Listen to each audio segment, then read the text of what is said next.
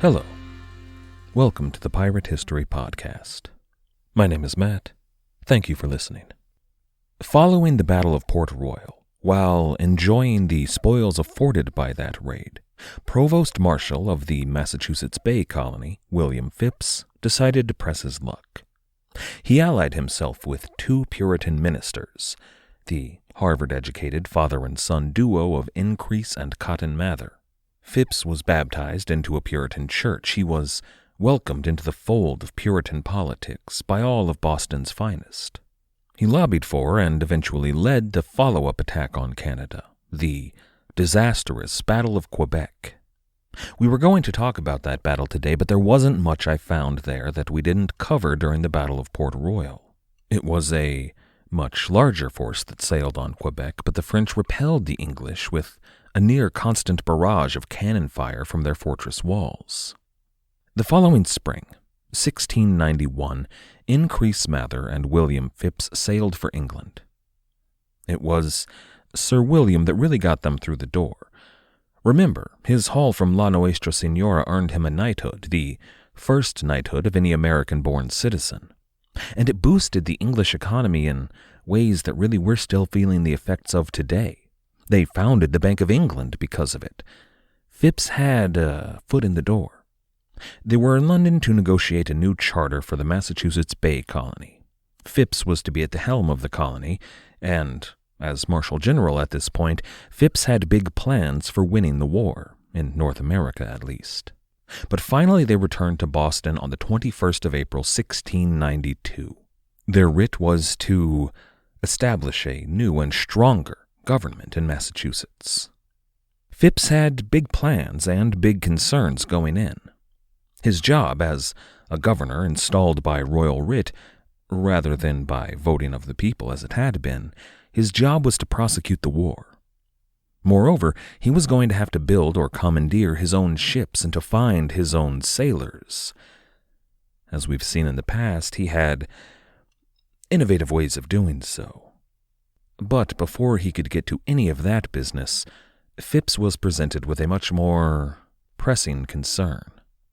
He would later write, quote, "I found this province miserably harassed by a most horrible witchcraft, or possession of devils. Some scores of poor people were taken with preternatural torments. Some were scalded with brimstone. Some had pins stuck into their flesh. Others were hurried into fire and water." End quote. Massachusetts was in the grip of a nefarious coven of witches and the terror that they inspired. William Phips was forced, as we are today, to turn his eyes away from the bigger picture and contend with the devil in Massachusetts. This is episode 185, An Enemy of All Good. It's almost Halloween, the season of the witch, if you will, and I'd like to take this opportunity to talk about the horror that gripped New England in 1692. The Salem Witch Trials are famous for good reason. They helped forge the social and legal and religious traditions of a people who were almost but not quite American. Much of the imagery and tone of what scares us as Americans was first discovered here in Salem in 1692. If we were to believe a host of film critics and literary analysts and filmmakers and authors, we would find that our American horror diverges from that of the mother country in large part thanks to the experience of the people of New England. Washington Irving was born in New York, H.P. Lovecraft in Providence, Edgar Allan Poe, Boston. I'd like you to picture the short gray days of a rural New England autumn. The long, dark, unquiet nights, the howling winds broken only by howling wolves, and the occasional nor'easter which could carry off livestock and people and whole buildings. New England was a country still being cut out from the wilderness. Danger could lurk down any country road. There were wolves and boars and bears and unfamiliar men cloaked in shadow. Now all of that sounds a little bit cliché, doesn't it? But it comes from a real time and place, from real fears that were felt by real people. When you look at English or British horror, there's often an urban flair to it. The danger that lurks in the dark in England awaits you in the fog, clacking cobblestones between havens of gaslight in a Gothic Victorian London. That's probably thanks to the real-world horrors of the Industrial Revolution and Jack the Ripper. But in America, it's always in the wilderness. How many times have you watched a group of college kids or camp counselors drive out to Crystal Lake or a cabin in the woods for a summer of fun and drinking and premarital sex? Why is it always the woods? Well, because it's cheap to shoot outside, but also because America was then and is now afraid of the monster lurking beyond the tree line. How many times has that sinful summer teenage romp turned into an orgy of blood? The most common criticism I've heard levied against the Friday the 13th movies, aside from, just being kind of bad, is their puritanical outlook. The only person to survive is the chaste virgin. She doesn't drink, she doesn't dance, she doesn't listen to the heavy metal music, she doesn't give in to her carnal urges. Everyone else, all of her companions, suffer terrible death and, presumably, an eternity in hell for their sinful ways. And that is puritanical. They are suffering real-world punishment for their sins. Whenever a Puritan, an actual Puritan, suffered any kind of misfortune, anything from a stubbed toe to the death of their child, they looked to God and their own sins for a reason why. Maybe you stole a glance at your neighbor's ankle. Well, that might explain why your hog died. They saw meaning in everything. They saw rainbows and flocks of birds and stars as filled with prophecy. Oddly, the Puritans practiced a number of beliefs that look a bit like modern New Age witchcraft, like astrology. It could all get a bit ridiculous, really. But there were actual threats out there. That shadow-cloaked stranger on a lonesome road on a dark and stormy night was not a trick of the light. It was a real person who might intend you harm. Was it a Frenchman in a funny hat? Well, sometimes, yeah. But more often and more frightening, it was one of the Wabanaki. We've discussed at some length in recent weeks one of the more infamous Wabanaki raids in New English history. What we haven't discussed is the threat of lone warriors, or groups of 2 or 3 warriors, who would rove the woodlands in search of food and fire and comfort. They might accost you on the road, or they might appear in your doorway in the middle of the night like a specter. And when you take a step back, it's never that simple. I've said many times that atrocities were committed by everybody on all sides. But to the people of New England, well, there wasn't a single resident of Massachusetts that had not been touched by the wars against the Wabanaki Confederacy. In 1690, New England was home to a whole generation of orphans. King Philip's War, which ended back in 1678, that was a war against the Wabanaki that was a disaster for New England. Hundreds of children were either orphaned by or conceived during Wabanaki attacks. More than a few of those orphans, now young men and women, experienced further sorrow for similar reasons in this new war. But of course there's another possibility, another identity for that dark man on a dark road. Whenever a Puritan thought of wolves or storms or Wabanaki warriors or the hated French Catholics, there was one figure responsible for all of it. A figure that was greater than, yet somehow still lesser than all of those evils. A figure that loomed larger than almost any other in the Puritan mind. The blues master who met Robert Johnson at the crossroads. The same who challenged a young man named Johnny to a duel of fiddles down in Georgia. The greatest fear shared by every Puritan in America was who, or what, was responsible for everything else. The devil.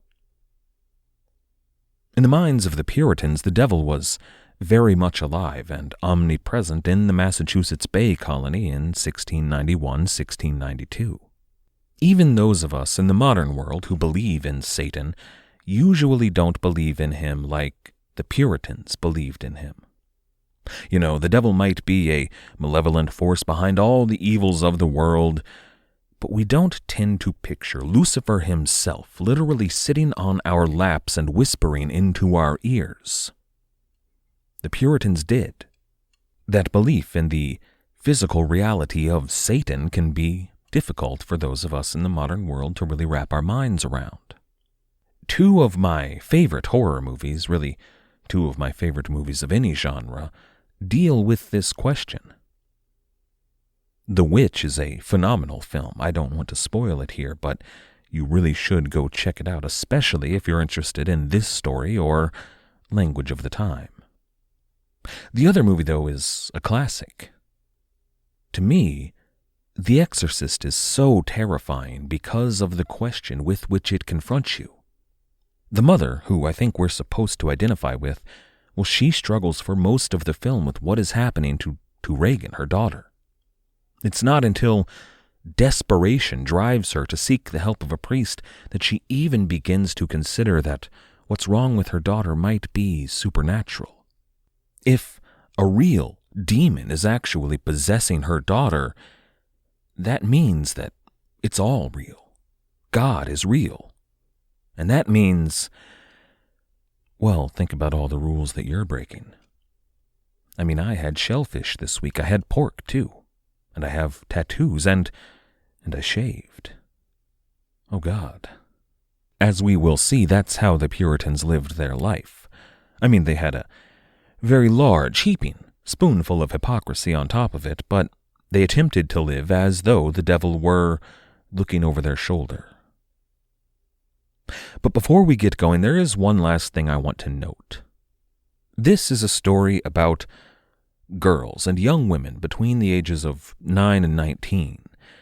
There are themes all throughout of a disenfranchised, a repressed minority that was using the tools available to them to make their voices heard.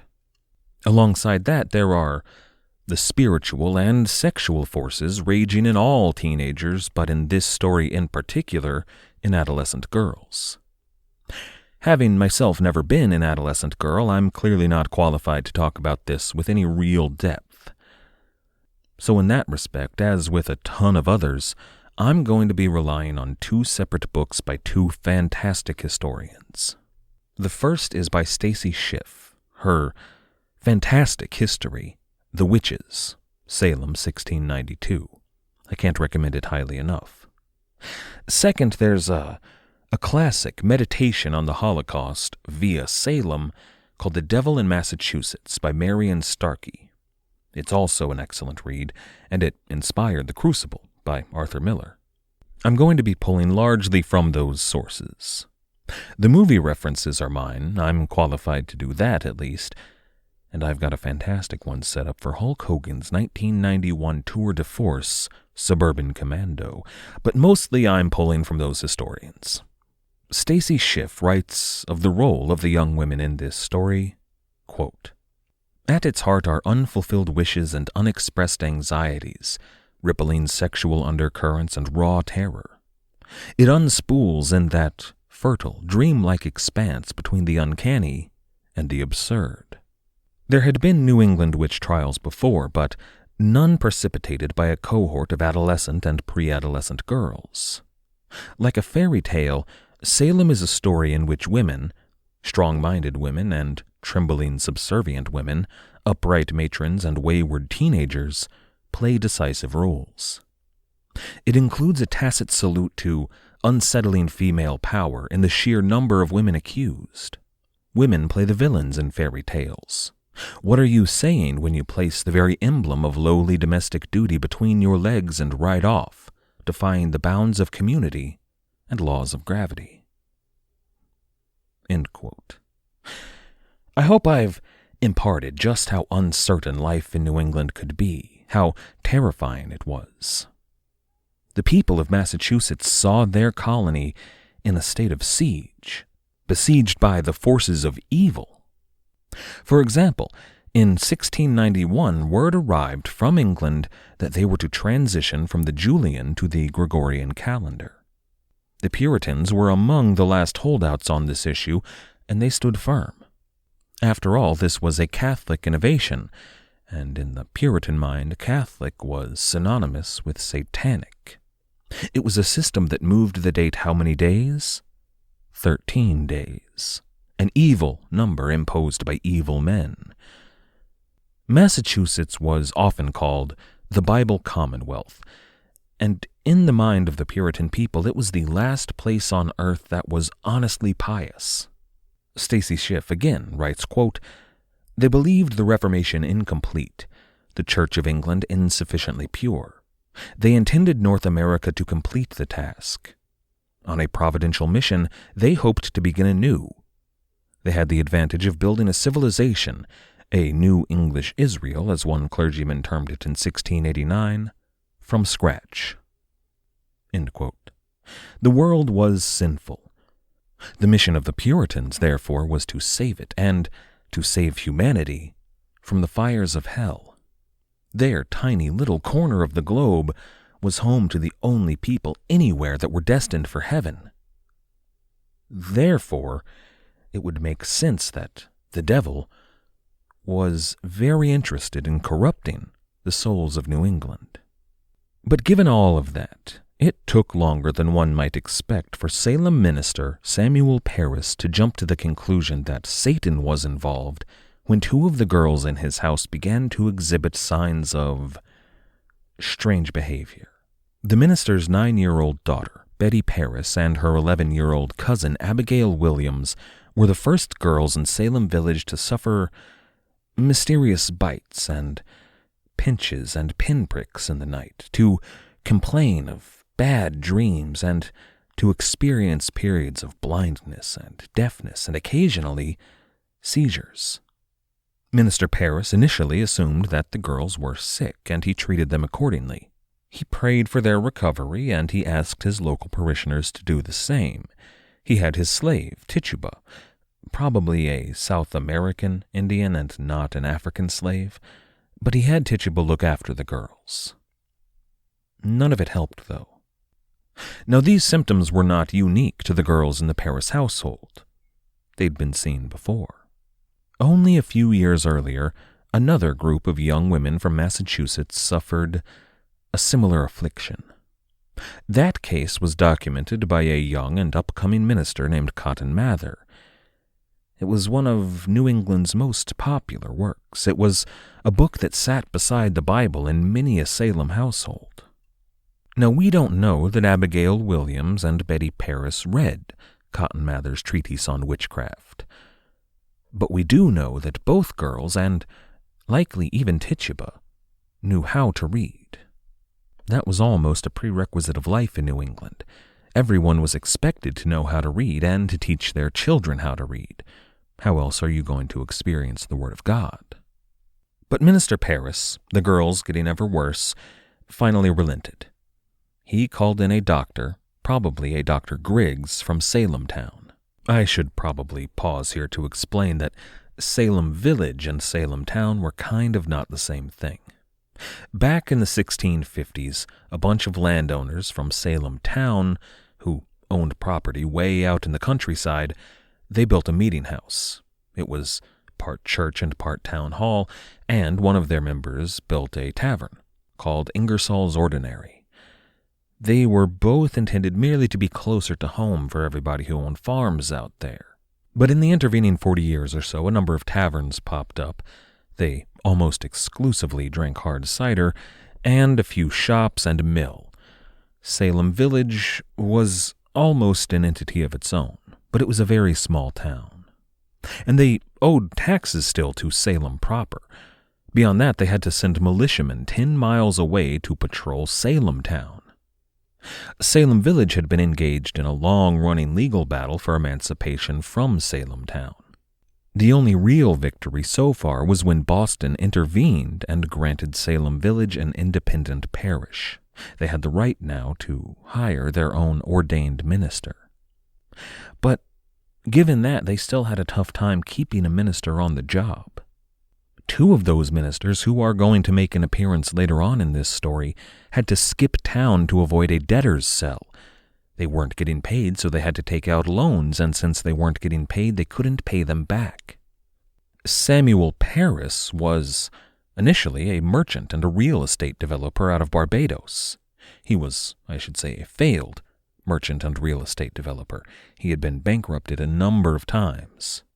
That's the only reason that he even considered accepting this position in Salem Village. It wasn't a job that anyone wanted.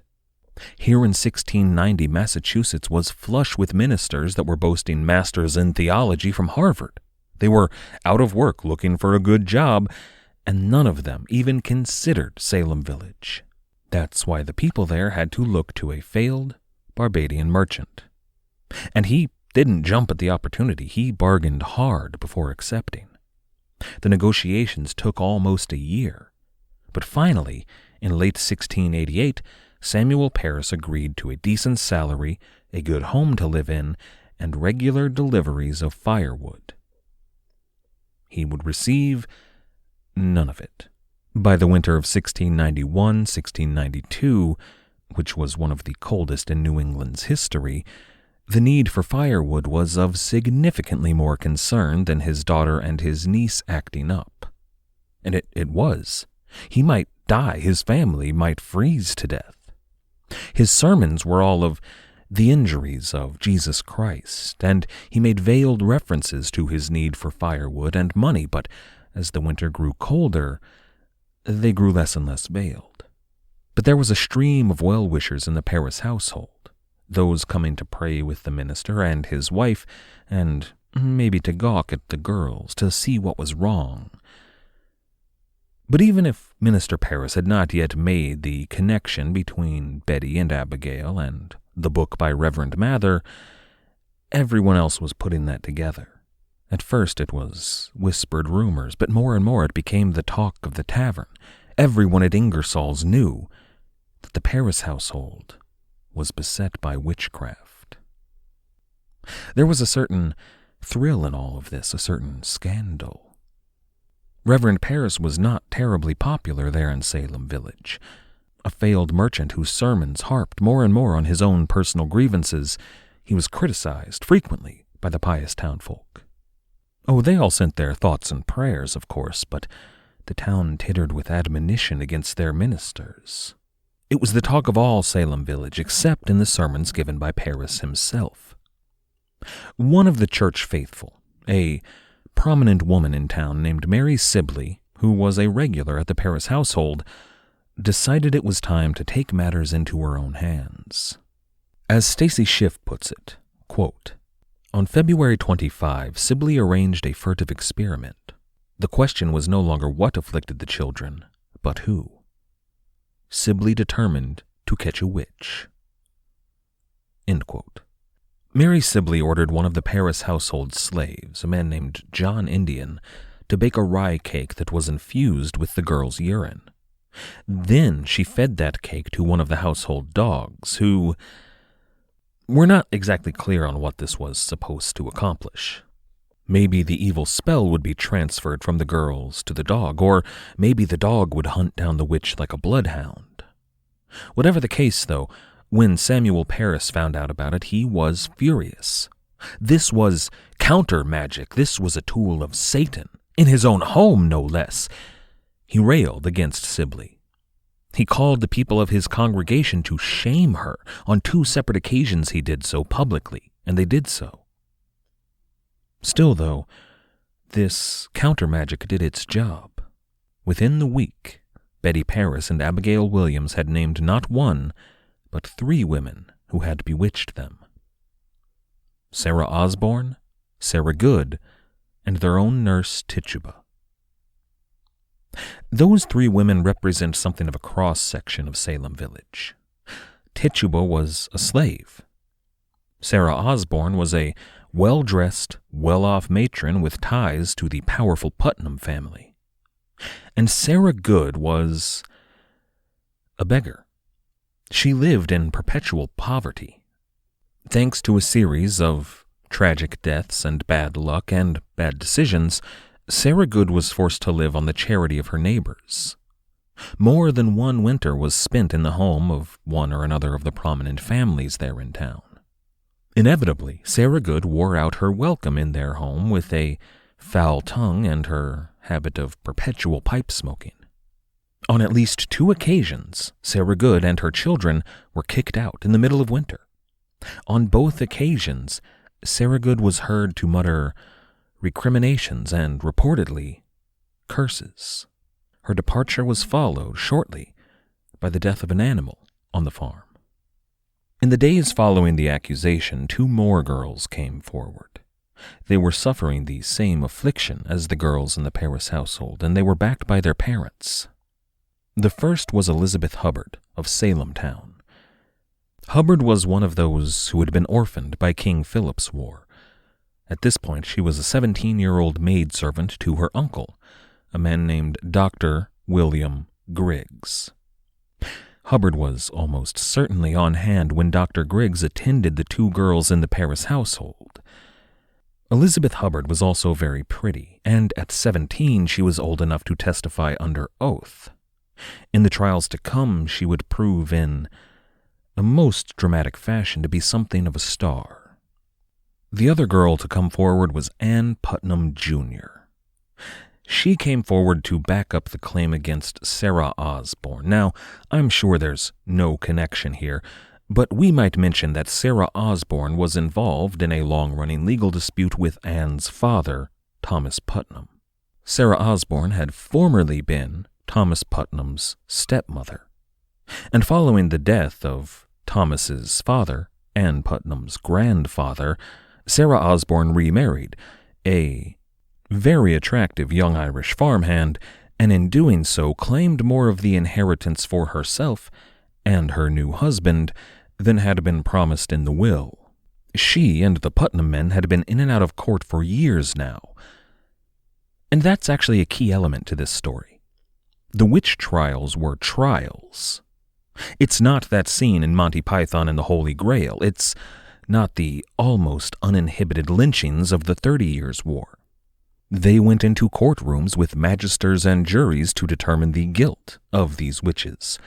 It was deeply corrupt and as flawed as can be, but it looked at least like a trial.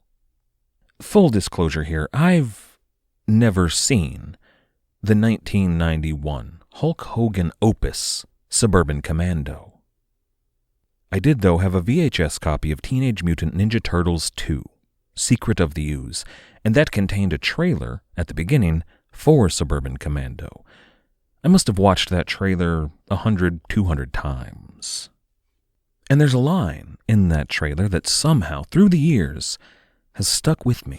You got any idea what we're gonna do to you? Let me guess. You're gonna pound my face. What are you, nuts? It's the 90s. We're gonna sue you. Singularly prescient, wouldn't you say?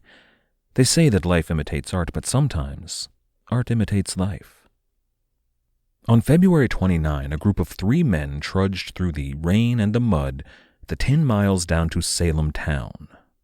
There they met with the local magistrates and pressed formal witchcraft charges against Sarah Good, Sarah Osborne, and Tituba.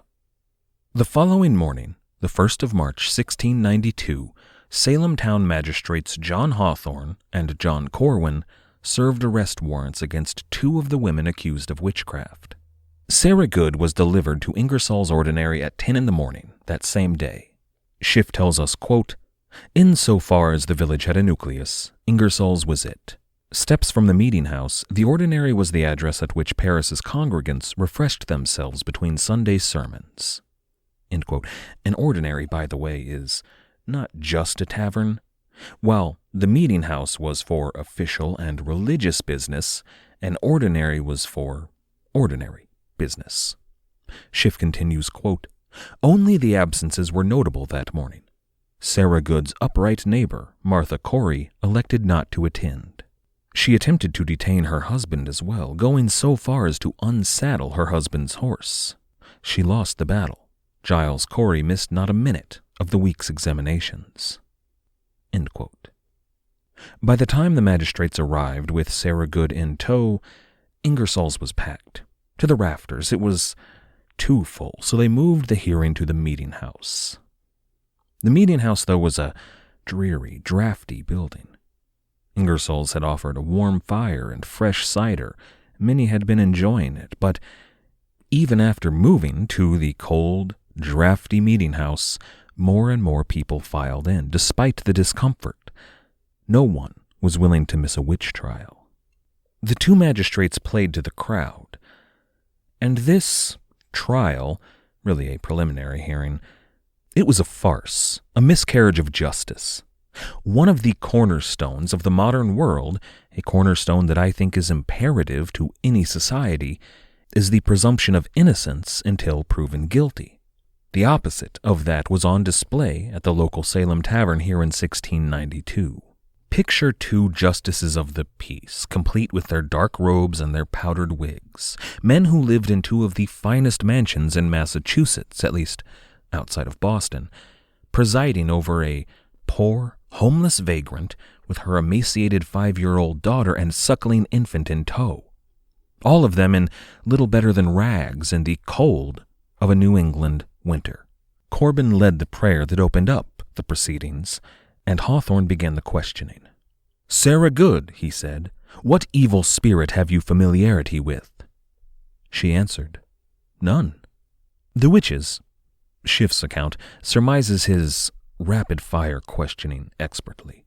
Quote, "Had she contracted with the devil? Why did she hurt these children? What creature did she employ to do so?" He proceeded less like a judge than a police interrogator. It fell to him to establish not the truth of the charges, but the guilt of the suspect.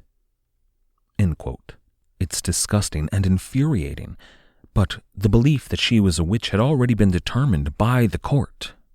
Sarah Good, though, to her credit, stood firm, or, depending on who you listen to, obstinate in the face of this barrage of accusations.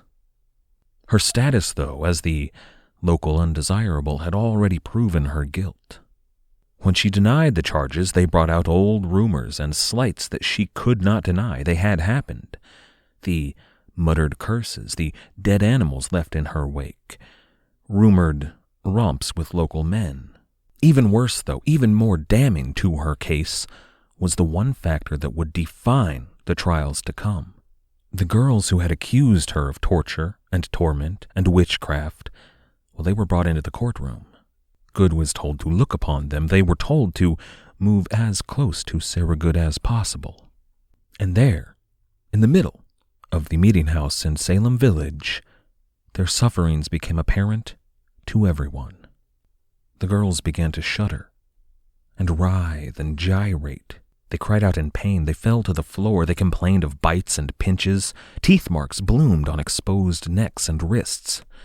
It was a commanding performance, especially that of the beautiful Hubbard girl. As a performance, it lacked some of the subtlety of their later work, which would be a much more refined piece of theater, but this, as the opening act, was still very effective. Everyone in the packed meeting house, usually even during the sermons of Minister Parris, a raucous place, fell silent, eyes locked on the girls, whose cries and wails and pleas for mercy filled the silence. Hawthorne accosted the defendant. "Sarah Good," he said, "do you not see now what you have done? Why do you not tell us the truth? Why do you torment these poor children?" Sarah Good, in shock, one can imagine, finally lost her composure. The court recorders, because the words of a local vagrant woman aren't worth recording in detail, well, they failed to note all of her words, but they did let us know that, quote, her answers were in a very wicked, spiteful manner, end quote. Her husband, Sarah Good, was married, but they were almost separated by this point. Her husband was asked his opinion on the matter. He was unwilling to confirm his wife's witchcraft, but he was willing to comment on her character.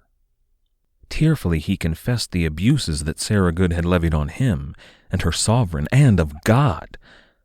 He supplied that she had not been to a meeting, a sermon of Minister Parris, in months now. Finally, he decried his own wife as, quote, an enemy of all good. Now, I want to save the whys of a lot of this until we get deeper into this story, but I do want to mention that if you were a New England man with a wife who you did not like, you had few options in how to get rid of her. Unless she died in childbirth, which was likely, or attacked by a ravening wolf, or you killed her, really your only option, when divorce was off the table, was to accuse her of witchcraft. And then he noted something that would doom his estranged wife. He noted that Sarah Good had a witch's mark on her shoulder that had not been there a week prior. A witch's mark is supposed to have been a mark left by the devil, something that was painful or at least irritating to the witch to remind them of Satan's power, and reportedly an entry point of the devil into their body. More practically, it was a blemish, anything from a wart or a mole or a boil to a flea bite, or, in some cases, an additional nipple. In a place as stuffy as Puritan New England, it's not like she was showing off her shoulders. She could have had this witch's mark since birth, and nobody but her husband and maybe a few of the women in town had seen it. Aside from, of course, some of those men she was accused to have had a romp in the hay with, but they weren't about to admit their guilt to defend this vagrant witch. Sarah Good was not found guilty, officially.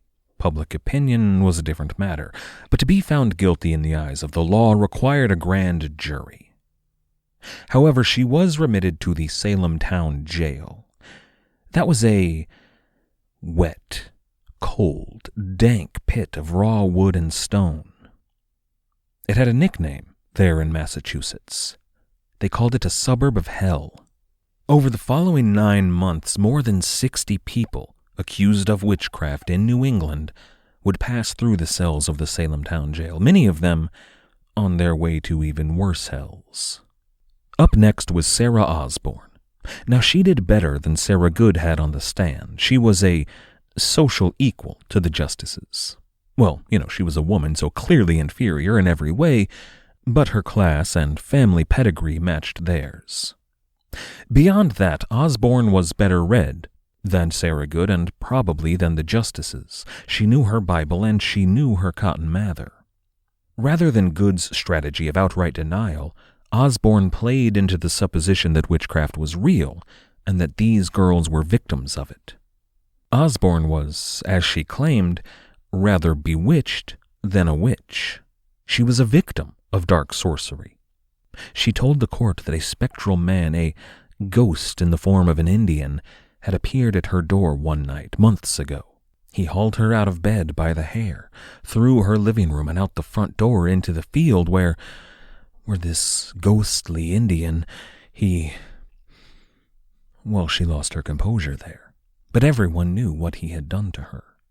It was a good story, intended to build sympathy for the accused, and she sold it well. The girls, the accusers, as keen to the story as anyone else, they had been quiet all throughout. But then, once she finished, they resumed their gesticulation. They claimed that Osborne had visited them this very morning, an impossibility, of course. She had been in captivity, at least an impossibility for anybody lacking satanic powers. The girls described her clothing, an outfit that happened to be identical to what she wore here in the courtroom. Now, that detail might sound inconspicuous to us today, and it should, but it's going to have severe consequences in a mere few days. More to the point, however, beyond the girls' gesticulations, was the thrust of local politics. That legal battle I mentioned between the Putnam family and Sarah Osborne, it was not to be litigated here today. This was a witchcraft trial.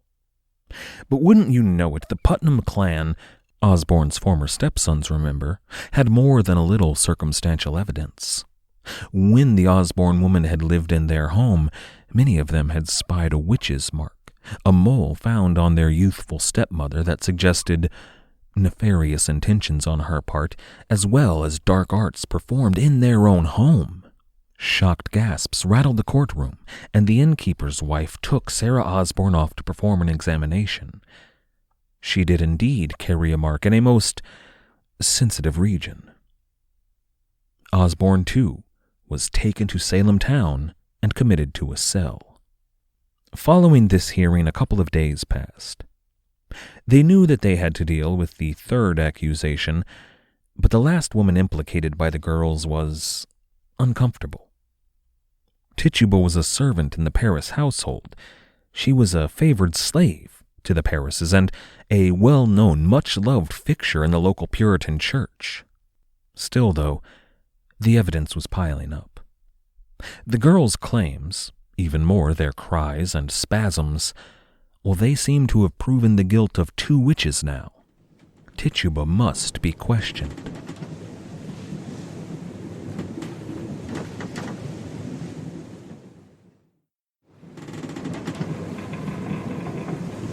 Last time, we introduced several early players in the Salem Witch Trials.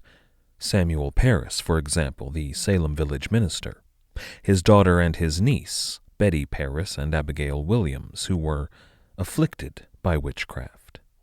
Betty and Abigail, along with 2 other girls, Ann Putnam Jr. and Elizabeth Hubbard, accused the first 3 women in Salem of witchcraft. Sarah Good was a beggar, a vagrant. She had a 5-year-old daughter named Dorothy Good, and she had either an infant girl named Mercy or was currently carrying Mercy. Sarah Osborne, on the other hand, was a wealthy landowner, but both were arrested, questioned, and imprisoned by Salem magistrates John Hawthorne and John Corwin. That's where we left off, and that could have been that. A nice, tidy little witch trial that cleaned up an undesirable and a couple of lingering court cases. What no one counted on here, what really no one gave much thought to, was the girl's nurse, a slave in the Parris household who had also been accused, named Tituba. She was going to change everything. This is episode 186, The Rules of Witchcraft. On 7th March 1692, the 2 Salem magistrates marched out to the Parris household to serve a warrant for Tituba's arrest. When they got there, Tituba was already in rough shape. In the days following the girl's accusation, Minister Parris had taken to beating and interrogating his slave to force a confession out of her, the right confession. As with so many victims of abuse, Tituba was going to stick to her story, no matter what. The magistrates brought Tituba before a packed mob at the meeting house there in Salem Village. Nobody in town had ever seen her in this state before. Black eye, split lip, fearful and crying. Normally, she was a jolly character. John Hawthorne opened up with the same questions he'd posed to Sarah Good and Sarah Osborne. "Why do you hurt these children?" he asked. "I no hurt them at all," she replied. "Who was it then who tortured the girls?" "The devil, for all I know," she told the court. Then, to the delight and terror of all assembled, Tituba began to describe him. A tall, white-haired Boston man in a dark serge coat. He led a coven of witches, including Sarah Good and Sarah Osborne, and 2 others that Tituba did not know. The witches loomed and laughed and played with their familiars, while the white-haired man ordered Tituba to hurt the girls in the Parris household, to pinch and prod and poke them in the night. Tituba, who, we should remember here, was not accustomed to defying well-dressed white-haired white men, she told her assailant, "I would not hurt Betty. I love Betty." The tall man, though, produced 2 animals. A large, black dog, which is a symbol of death that would have been familiar to everyone at the hearing, and a bright, yellow bird. Tituba could have her choice. She could choose the attentions of the hellhound, or this blossom of light and color. Again, Tituba refused. The witches, led by Sarah Good, flew at her. They dragged her to the hearth and burned her. They screeched at her and tormented her. Tituba said, quote, "Then they haul me to pinch Betty and next Abigail." She had been bested. Over the following days, Tituba was forced to expand her net. The witches dragged her off, on broomsticks, they were flying here, to torment Elizabeth Hubbard and Ann Putnam. Tituba's story grew, in the telling. Stacy Schiff writes in The Witches, quote, "Lifting liberally from the Puritan playbook, in supersaturated 3D, she introduced a full malevolent cast, their animal accomplices, their various superpowers. She was masterful and gloriously persuasive. Here Tituba made clear she must have been the life of the corn-pounding, pea-shelling Paris kitchen. Her tale grew more intricate as she warmed to it. What she reported was vivid and sensational, lurid and harebrained. While earlier the girls had violently twisted and screeched, now none flexed a muscle or emitted a sound." End quote. Marion Starkey writes in The Devil in Massachusetts, quote, "She exercised the same spell over the people of Salem Village, and even over the magistrates, that she had once exercised over a pack of silly girls. All they wanted of her was what the girls had wanted." And by that she means a colorful diversion, a good story. Starkey continues, quote, "And Tituba was the one who gave it to them. Tituba, for 3 days, told Salem Village exactly what it wanted to hear." End quote. This confession was the backbone upon which the rest of the Salem Witch Trials would be built. It really defined what was to come. The question is, though, why did Tituba confess? And it's not a question we can really ever answer without Tituba's thoughts on the matter, but there are a ton of theories out there. They range from the unbelievably racist to the ludicrous to the more mundane and believable modern theories. People at the time would tell you that Tituba was indeed a witch or a voodoo practitioner. Starkey tells us that it was a rare moment of power for a dark-skinned woman over powerful white men. And that's true, but it doesn't exactly explain things. Modern thinkers, and a few in the past, will point out that if you were to confess and appeared to repent before the court, the Puritan legal system was likely to show you mercy. You might live, you might even re-enter society. On the other hand, if you denied your guilt, you were much more likely to be convicted and executed. Tituba here was attempting to save her own skin. And to her credit, she did. Tituba was going to make it out of all of this alive. But her testimony did get people killed. They had a full-throated, full-throttle confession now, and that's rare. It was Tituba's confession that, instead of bringing the whole affair to a close, spurred it on. The magistrates and the adolescent accusers in Salem were just getting started. The next to come forward was Mary Warren. She was 18 years old and a maid in the household of a local man named John Proctor. If you've seen The Crucible, you've heard of Mary Warren and John Proctor. The real John Proctor, though, was a bit different than Arthur Miller's version. He was a gruff, 60-year-old, no-nonsense, straight-shooting tavern owner. He didn't have time for this kind of nonsense in his household or his community. When his maid, Mary Warren, came forward with accusations and symptoms similar to the other girls, John Proctor put her to work at the spinning wheel. He threatened to spank her, and if she stopped work, he threatened to beat her. Harsh? Yeah, maybe, but Mary Warren didn't have any more fits that day or for days to come. We know all this because, well, Mary Warren complained about it, but more directly because John Proctor told his neighbor about it. He declared that Mary Warren and indeed all of the girls were liars. He said that if they were not stopped, they would see the whole town accused and half the town hanged. He said that if anyone were hanged for this nonsense, those girls would be guilty of murder. Discipline was what they needed. And, well, he does kind of have a point there.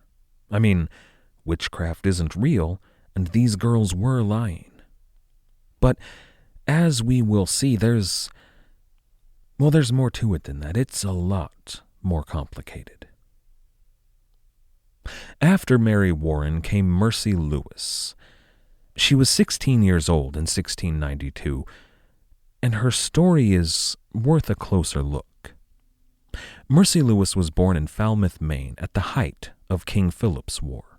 Her mother and father and some of her siblings were killed in a raid by the Wabanaki. However, her grandparents were still alive. They took her in. And then in 1683, Falmouth, Maine welcomed a new minister named George Burroughs.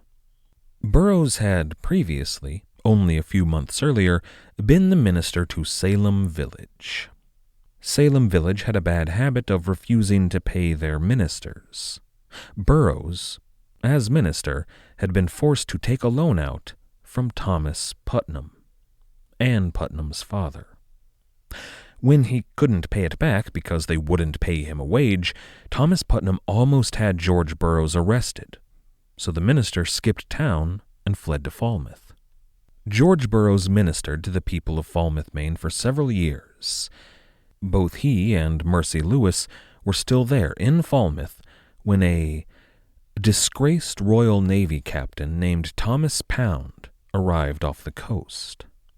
When he seduced dozens of their militiamen from the fort to join him in a life of freedom and piracy. Following this seduction, the Wabanaki attacked the weakened Fort Loyal yet again, and they massacred at least dozens, maybe as many as hundreds, of people there in Falmouth. Mercy Lewis lost the last of the family she had left, her grandparents, her aunt and uncle, her siblings, but she survived. Minister Burroughs gathered as many people as he could, got them on board a ship, and took them out to an island in the bay. They stayed there, surviving on fish and berries, until a passing privateer rescued them. Minister Burroughs, being the kind-hearted man he was, took Mercy Lewis in.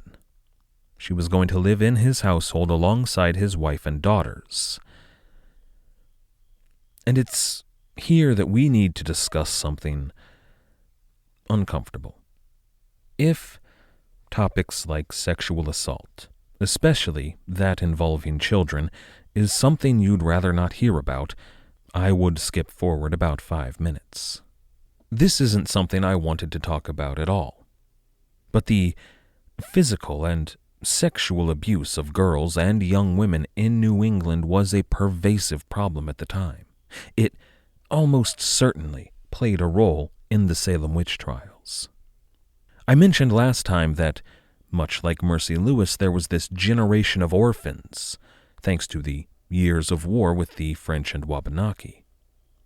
Many of those children were sent to live with prominent families in the community. The girls among them, almost to a person, served as maids.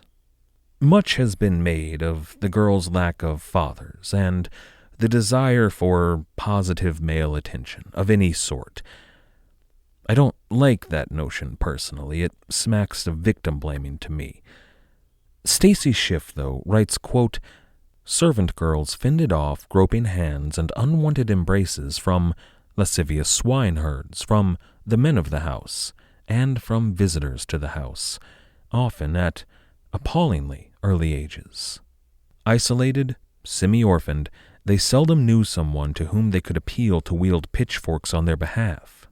The daughters of one Salem magistrate, the elder of whom was 6, were for 2 years routinely sexually abused by their master. Removed to the home of an upstanding church member, they were molested all over again before the elder girl had turned 10. End quote. Now there Schiff is talking about a policy, prominent in New England at the time, through which girls were sent to live with neighboring families, often in other towns. The idea is that they would learn propriety much better from a family who didn't coddle them as their mother and father would have. It was also a bit of training for girls who would eventually have to marry and leave town and be strangers in a new environment. This was their first taste of that, but it also applies, obviously, to many of these orphaned maidservants. And think about this. If a girl in that situation did find justice, and it did happen, but if she did, and her adopted patriarch was sent to jail, that girl would be out of a home. And who's going to take her in? Somebody, it did happen on occasion, but just as likely she might be branded as a whore, as, one of those girls. She might be relegated to the fringes of society, not unlike Sarah Good had been. All of this was a tragedy, and it's a tragedy through which Mercy Lewis very probably lived. Minister George Burroughs was a bad man. He beat his wife. All of his wives, in fact. So many of them mysteriously went missing that he had to marry several times. He convinced at least one of those wives that when he was away, he could hear her thoughts and every word she said, and when he returned home, displeased at some of those thoughts and feelings, he beat her. His daughters hated him. They sided in court more than once with different stepmothers against their father because his actions were so egregious. That's really uncommon, especially at the time when the evil stepmother was becoming such a trope. And it's worth noting, as we're talking about his physical abuse, that George Burroughs was immensely strong. He wasn't a large man. He was even at one point called puny, but his feats of strength were things of legend. Once, and many larger men actually saw this occur, George Burroughs fired a huge musket, far too large for even some of the men there to pick up. He fired it with one hand. He was seen picking up and carrying barrels of molasses on his own that normally required 2 men. In normal times, this was a blessing. Less so for the women of his household. George Burroughs, too, abused Mercy Lewis. We know that he beat her. The language of that testimony is prim and Puritan, but it's almost certain that George Burroughs also sexually abused Mercy Lewis. She was 13 years old at the time. In 1691, at the age of 15, she escaped that life and moved to Salem Village. One of her older sisters lived there. She was already married, into the most prominent family in the area. Mercy Lewis was employed as a maidservant by her sister's father-in-law, Thomas Putnam. That's Anne Putnam's father, the same Thomas Putnam who was involved in a land dispute with Sarah Osborne, the same who was still owed a great deal of money by George Burroughs.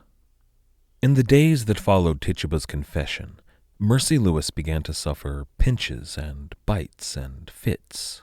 3 figures tormented her: a witch that she did not know, a witch that she did, and a man. When the magistrates and Minister Parris arrived to question her, the Putnam household was bedlam. The girls, Mercy Lewis and Anne Putnam Jr., were crying and screaming and beating their heads against the floor. There was a witch there, as they spoke, tormenting them. Couldn't they see her? The adults could not. Parris prayed over them and calmed them down enough to answer questions. Who was the witch that tormented them? Their answer shocked everyone there. It was Martha Corey, a full church member in good standing, a woman renowned for her piety, her love of God.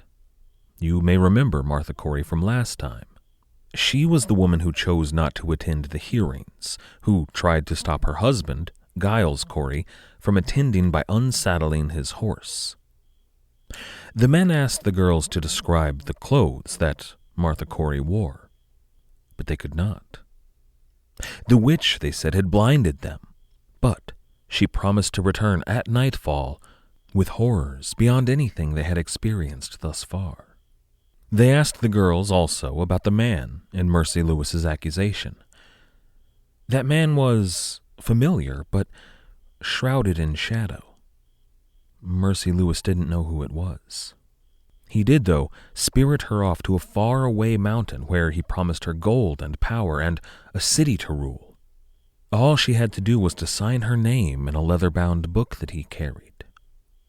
That book is important.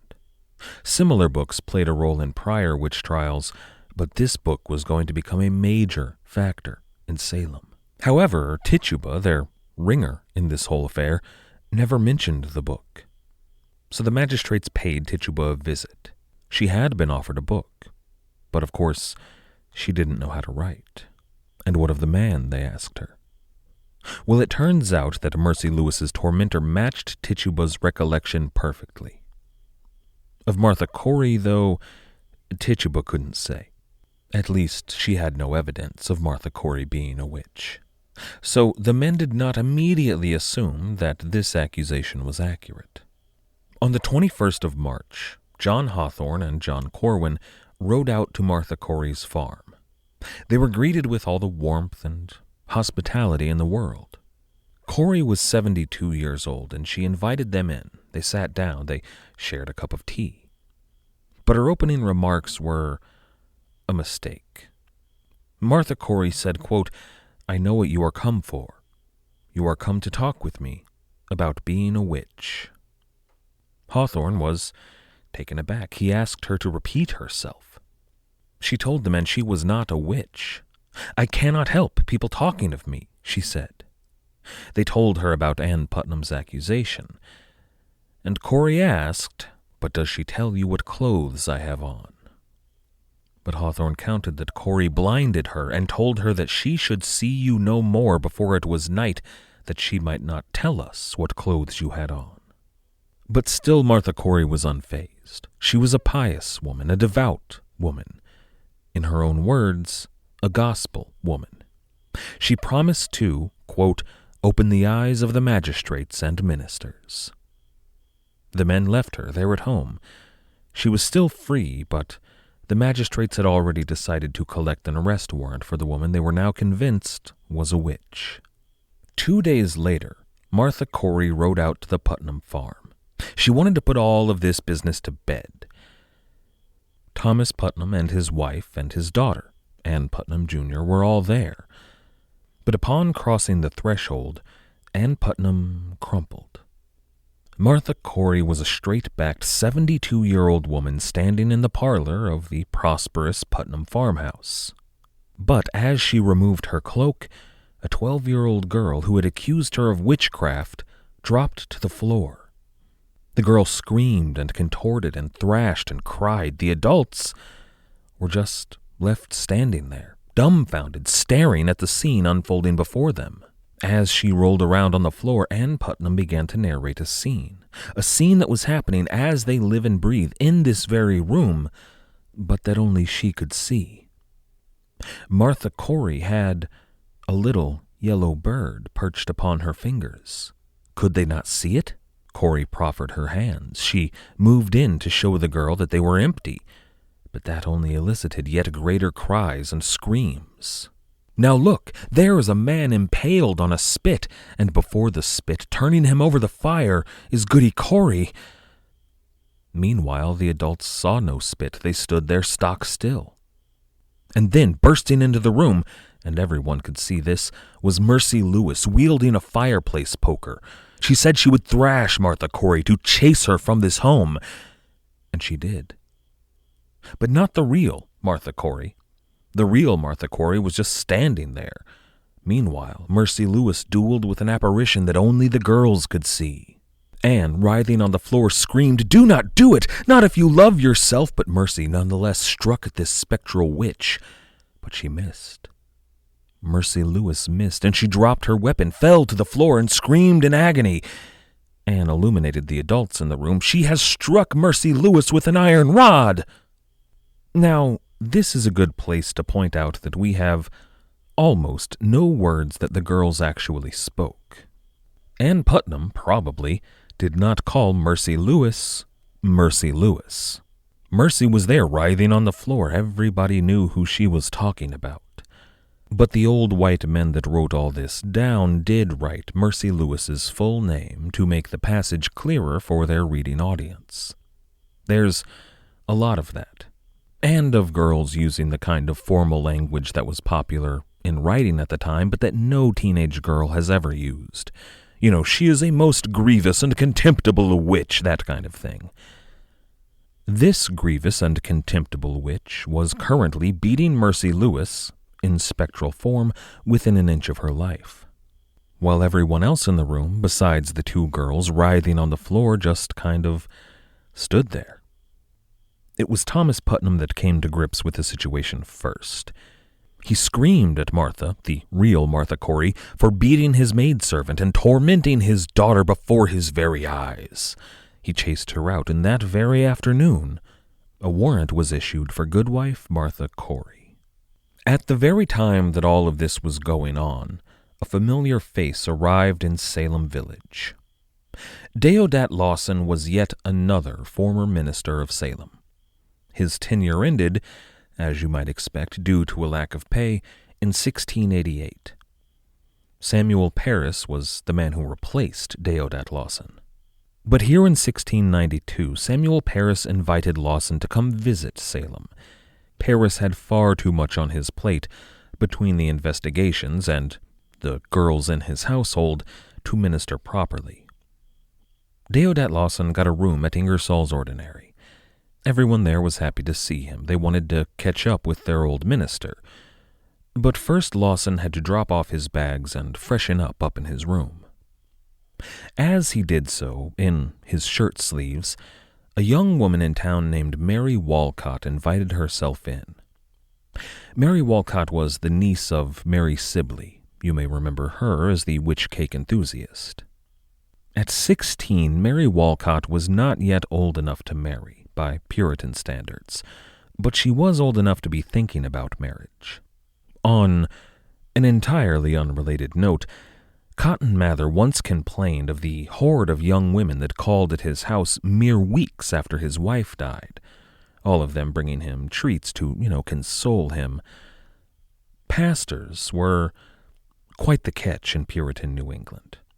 Assuming they got paid, they were usually promised a good wage and a decent house, and in some cases were considered almost the only American nobility. Deodat Lawson had only recently lost his wife, reportedly due to the machinations of malevolent witches. Now, he would have remembered Mary Walcott from his time as a minister, but he would have remembered her as a 12-year-old. And yet here she was, in his chambers, blossoming into womanhood, recalling just how moved she had been by his sermons.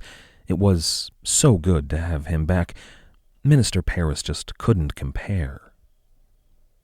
Lawson knew the deal here. He was polite about it, but he chased Mary Walcott off. They could catch up downstairs. But as she turned to leave, a squeak. Mary Walcott rubbed her leg. She'd been bitten. Lawson investigated the scene of the crime and found that she did indeed have a bite mark. Human teeth had recently sunk into her flesh. With that, Deodat Lawson was intrigued. Deodat Lawson was going to be involved in everything, in all the investigations that were to come. Indeed, he would keep better records than the magistrates themselves or the court recorders. But the following day was Sunday, and Deodat Lawson had a sermon to give. It would be his first in Salem Village in 4 years. Now Lawson knew that Martha Corey, a woman to whom he'd ministered for years, had been accused of witchcraft. And Martha Corey showed up to church. She would have been arrested that same day, but it was the Sabbath. Have you ever sat next to a witch in church? And I don't mean, taking mushrooms in the woods, and this is my church, man. No, I mean sitting in the pews Sunday morning next to a woman who has had Congress with the beast. It was a tense day there at the meeting house. Stacy Schiff writes, quote, Lawson began the service to be interrupted by writhing girls. Pastors were accustomed to preaching past disturbances, through the stamping of feet on the wood floor, the chirps of the birds in the rafters, the wails of infants, the dog that vomited or congregant who fainted dead away. The convulsions stopped Lawson cold, however. Normality returned with the singing of the psalm, after which he prepared to rise from his pulpit seat for the sermon. A voice rang out in the stillness. "Now stand up and name your text," commanded Abigail Williams. Some minutes into Lawson's discourse, a second voice rang out. "Now there's enough of that," announced Bashua Pope, a 40-year-old matron newly afflicted. From the front of the rough-hewn meeting house, Parris's niece sounded the same note, after Lawson obliged her by naming his text. "It is a long text," carped Abigail. She behaved no better that afternoon. From the pulpit, Lawson announced his doctrine for the day.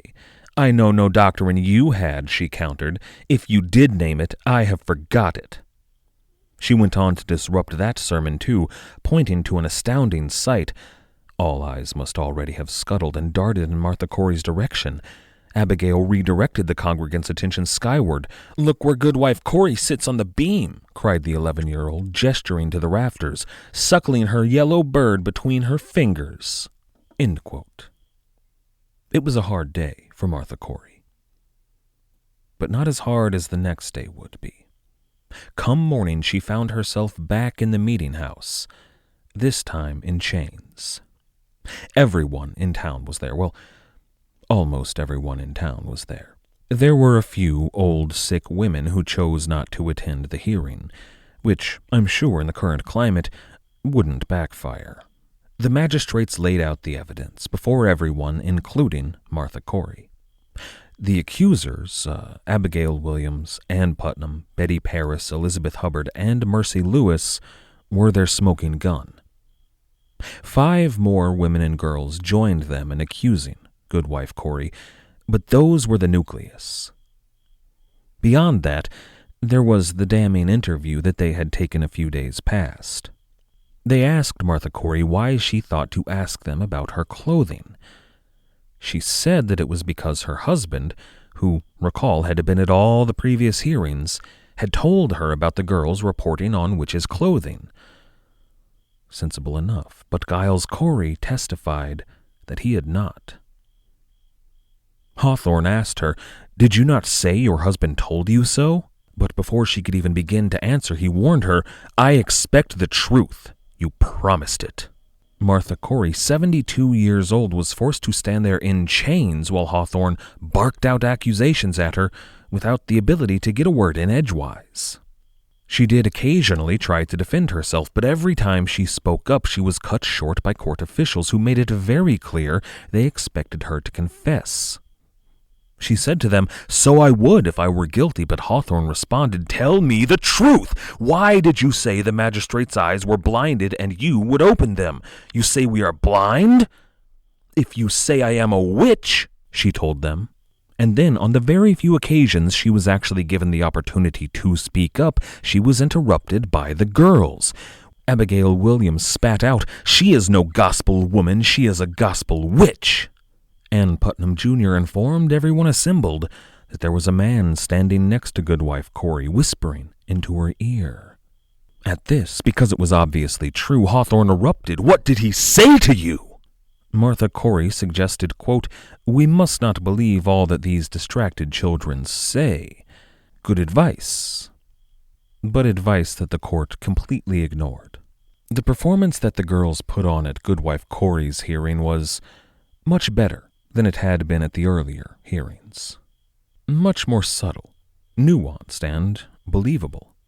At one point, Martha Corey bit her lip in frustration. On cue, bite marks blossomed on some of the girls. If Martha Corey shifted her weight or leaned against the bar, and she was up there for several hours, but if she moved at all, the girls were thrown to the ground in the direction that Goodwife Corey had moved. At one point, Corey gestured with her hands, and Mercy Lewis produced a pin from deep within her flesh. A pin that certainly had been placed by Martha Corey before their very eyes. The effect of this was that every eye in the court was glued to Martha Corey, watching her more and more closely for any sign of witchcraft. There's a pattern that I've noticed here in the witch trials, a pattern that I think is worth noting here. It was the older girls that tended to do more of the rolling around on the floor, more of the writhing and thrashing their arms and legs about, and occasionally showing an indecent amount of skin. By, Puritan standards. But it was the younger girls that, while all of this rolling and writhing was going on, while this spectacle was unfolding, those younger girls tended to be those who produced bites and pins and the like. Later on in the trials, there would be women present who would notice the girls bite each other or pull pins out of their hair. For some reason, while the older girls were squirming around on the floor, writhing and thrusting and showing off a shocking amount of skin, well, the men in the court just never seemed to have noticed the girls in the background pulling pins out of their hair. This was all an effective bit of stage management. And here, in March 1692, it did its part to condemn the 72-year-old Martha Corey. After hours before the bar, she finally surrendered to her fate. She did not confess. Martha Corey was a straight-up gangster, but she knew she was beaten. She said, "You are all against me, and I cannot help it." Like 3 women before her, Martha Corey was remitted to the Salem town jail. In the aftermath of this hearing, a few voices of reason were raised. Deodat Lawson sort of led that charge. He was the best educated man in Salem, village or town. He was among the best educated people in Massachusetts. At one point, he served as a royal physician to Charles II. He called in many a sermon and letters back to Boston for careful inspection, for a search for real evidence beyond the claims of a few teenage girls. At Ingersoll's a few days later, Mary Warren suffered a fit. She accused her master, John Proctor, of witchcraft, of having bewitched her. Nathaniel Ingersoll himself shouted her down. His wife took off her slipper and beat Mary Warren. The girl relented. She confessed that it was all a lie. It was a story she made up. She even said that the other girls were making up stories. It was just sport. We must have our sport, she told them. There was a fair bit of this going around. The tide almost turned against the trials, but 25 miles away, in Boston, Cotton Mather turned it back. He gave a fire and brimstone sermon because of the witch trials. And that's not a figure of speech in this case. He told the congregants that fire and brimstone was actually about to fall from the skies. In his esteemed estimation, and his was among the most esteemed in Massachusetts, the end of days was upon them. Witches were only the beginning. They were a harbinger of what was to come. The devil walked Massachusetts. The end was very nigh. Thanks in large part to this sermon, the government was about to get involved. Reports and transcripts of that sermon made their way to Salem town and Salem village, who got fired up all over again. As March turned into April, the pace of trials was going to pick up significantly. Which, that's fortunate for us because we're about 2 weeks into a 9-month story. The following days saw a number of high-profile events. An elderly great-grandmother, one of those old sick women who chose not to attend, was arrested. Rebecca Nurse was questioned just as harshly as Martha Corey, if not more, despite being more than a decade her elder. In the end, she too was thrown in jail. This began to happen a lot. We're not going to go into every last arrest and every last hearing. They're all interesting, but we simply don't have the time. Instead, I'd like to focus on some of the more exciting events. Reports began to file in of a tiny spectral figure. Schiff calls her a pint-sized witch, in the form of Dorothy Good, Sarah Good's 5-year-old daughter. She was known, according to these accusations, to flit about the village, darting in and out of windows and biting victims in their beds, laughing, flying away into the night. And they all have bite marks to prove it, which is an excellent example of judicial malfeasance in the witch trials. Schiff writes, quote, "Any number of discrepancies had presented themselves. Hawthorne barreled past each and every one. He did not quarantine the girls or question them separately, as every legal manual advised. He made no attempt to match teeth marks to dentistry, which would have yielded some surprising results. One of the accused having, noted a contemporary, not a tooth in his head." End quote.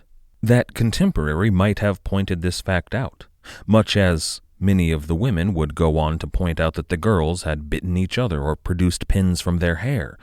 But pointing out facts was quickly becoming a dangerous activity. if those facts went against the established narrative, that is. There were untold witches in Salem, as well as Lucifer himself getting ready for Judgment Day. Pointing out the discrepancies in the stories could land you before the court as a witch yourself. Hawthorne had the bit in his teeth at this point. He believed all of those who accused a 5-year-old girl of witchcraft. He forced a confession out of her, and he threw her in the cells of the Salem town jail, not, it should be noted, next to her mother. Whenever Dorothy Good was seen in public in the months to come, taken to or from jail, she was seen dragging around chains that weighed almost, if not more, than she did. Other nocturnal activities, though, were also taking place. As the scope of the menace grew, witches were known to hold great gatherings in empty fields. No one but that cadre of girls ever seems to have actually seen a black mass, but their word was more and more accepted as law. The witches flew in on broomsticks. At first it was just a few, then a few more, then dozens, then hundreds from all around New England. Upon making landfall, they would take sacrament, red wine and red bread, and they would all read from and write in the devil's book. And every time that Satan himself proffered the book to one of the girls, they would happen to notice another name they hadn't seen before, writ in blood. Another name that would be dutifully arrested, dragged before the court, and hauled off to jail. The accusations were not limited to this cadre of young women and girls. Older women, adult women, respectable matrons got in on the fun, and finally, men began to make accusations. Now, the tales that the men had were different. They were less often seduced to sign the devil's book and more often just seduced. A number of men came forward with allegations that one or another of the local women had appeared in his bedroom in the dead of night and, with preternatural strength, choked him, held him down, and forced him into Congress. While the men were suffering these nighttime trysts, the girls at the center of this entire conflagration found that they could use their newfound power for a bit of their own amusement. Benjamin Hutchinson was a handsome young man of 17 or 18 years. He was the adopted son of Nathaniel Ingersoll and set to inherit his inn. Everyone knew Benjamin Hutchinson. Everyone liked Benjamin Hutchinson. He was a personable fellow. The girls especially liked him. On the morning of the 21st of April, Hutchinson was walking through town with a pitchfork in hand when Ann Putnam Jr. ran up.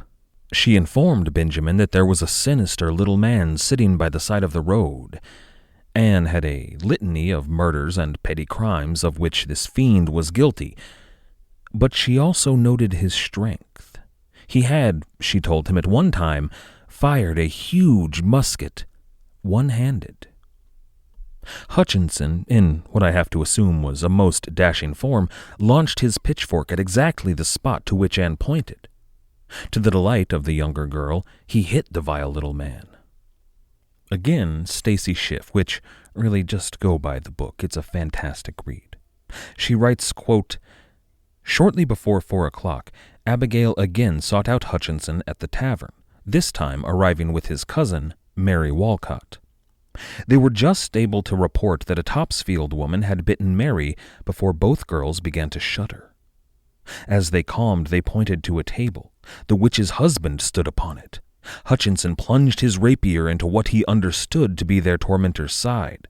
He withdrew it to learn that the room swarmed with spirits, an Indian and a great black woman among them.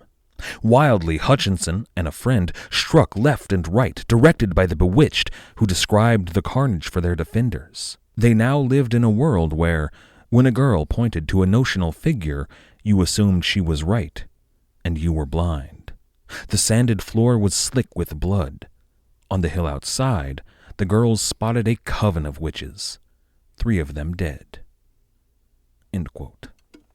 That very night, warrants were issued for any of the witches that the girls had recognized in this barroom battle. There is a lot that we're rushing by with barely a glance here. The number of accusers exploded in early April. But that nucleus of girls they were still the focal point. By this point, they were seen to have almost supernatural powers themselves. And the number of accused in New England had grown in proportion, beyond just the bounds of Salem Village to Salem Town, to Topsfield, which was mentioned there. It shared a border with Salem Village and a lot of territory with the Putnam family, but also to Boston and beyond. Almost nobody, with the exception of one man, a vagrant from out of town that the girls could not pick out of a lineup, everyone else was remitted to a jail either in Salem Town or in Salem Village. One of the inns was converted, or eventually to Boston. In March, 6 women were accused. In April, 54 people were accused, 53 sent to jail. If I had the time, I would love to tell you the tale of Ann Hobbs. She was one of those wounded in the barroom fight. All of their stories, Ann Hobbs and everyone else, they're all fascinating. They're all heart-wrenching in their own way. More important than the individuals arrested is the terror that began to grip Salem Village and Salem Town, that began to grip Massachusetts. People began to genuinely believe that they were under siege by Satan himself, who walked their midst. Which brings me to the accused that I would like to end on today. Near the end of April, after a month of furious accusations, at about the same time that Ann Putnam Jr. was enjoying the pantomime at Ingersoll's, Thomas Putnam, her father, penned a letter to the magistrates. He told the court of something that he had uncovered from the stories of the girls that they were too afraid to come forward with. Of a sinister conspiracy, larger than anyone had yet suspected. It stretched far beyond their little corner of New England, all the way to Boston and beyond. Putnam did not name names. He said he did not have names to name. Only the girls could answer that mystery. But he told the court of a malevolent mastermind behind all of it. This man, he claimed, was a dark wizard. He was not the tall, white-haired Boston man of Tituba's testimony. He was instead a short, dark-haired man from Maine. He was the figure that forced Tituba to torment the girls at the Paris household, the same who pressed his book into the hands of Ann Putnam and Mary Walcott and Elizabeth Hubbard. He was the dark figure that flew Mercy Lewis to the mountaintop and promised her kingdoms to rule, among many other affronts done her. This wizard presided over the Black Mass. He gave out sacrament of red wine and red bread, an activity with which he would have been quite comfortable, as, after all, he was a minister. In several bouts of tearful testimony, all of the girls were present, but they were led by Mercy Lewis and Ann Putnam. John Hawthorne extracted the name of this darkest figure in all of New England, so evil that these girls feared to even speak his name. Mercy Lewis confessed that this dark wizard was George Burroughs. And of course, Mercy Lewis had particularly damning information concerning years of abuse at his hands. Not just the abuse done to herself, but also of his daughters and wives, 4 of which, 2 wives and 2 daughters, had mysteriously gone missing on the Maine frontier. While Mercy Lewis lost every person in her family, somehow this dark wizard, clearly in conspiracy with the satanic Wabanaki people, had survived. It was in the wake of this testimony that men who had lived on the Maine frontier gave their own of feats of strength done by this puny little dark-haired devil. On the 30th of April, 1692, a party of Salem militiamen were dispatched to Maine with a warrant for the arrest of George Burroughs.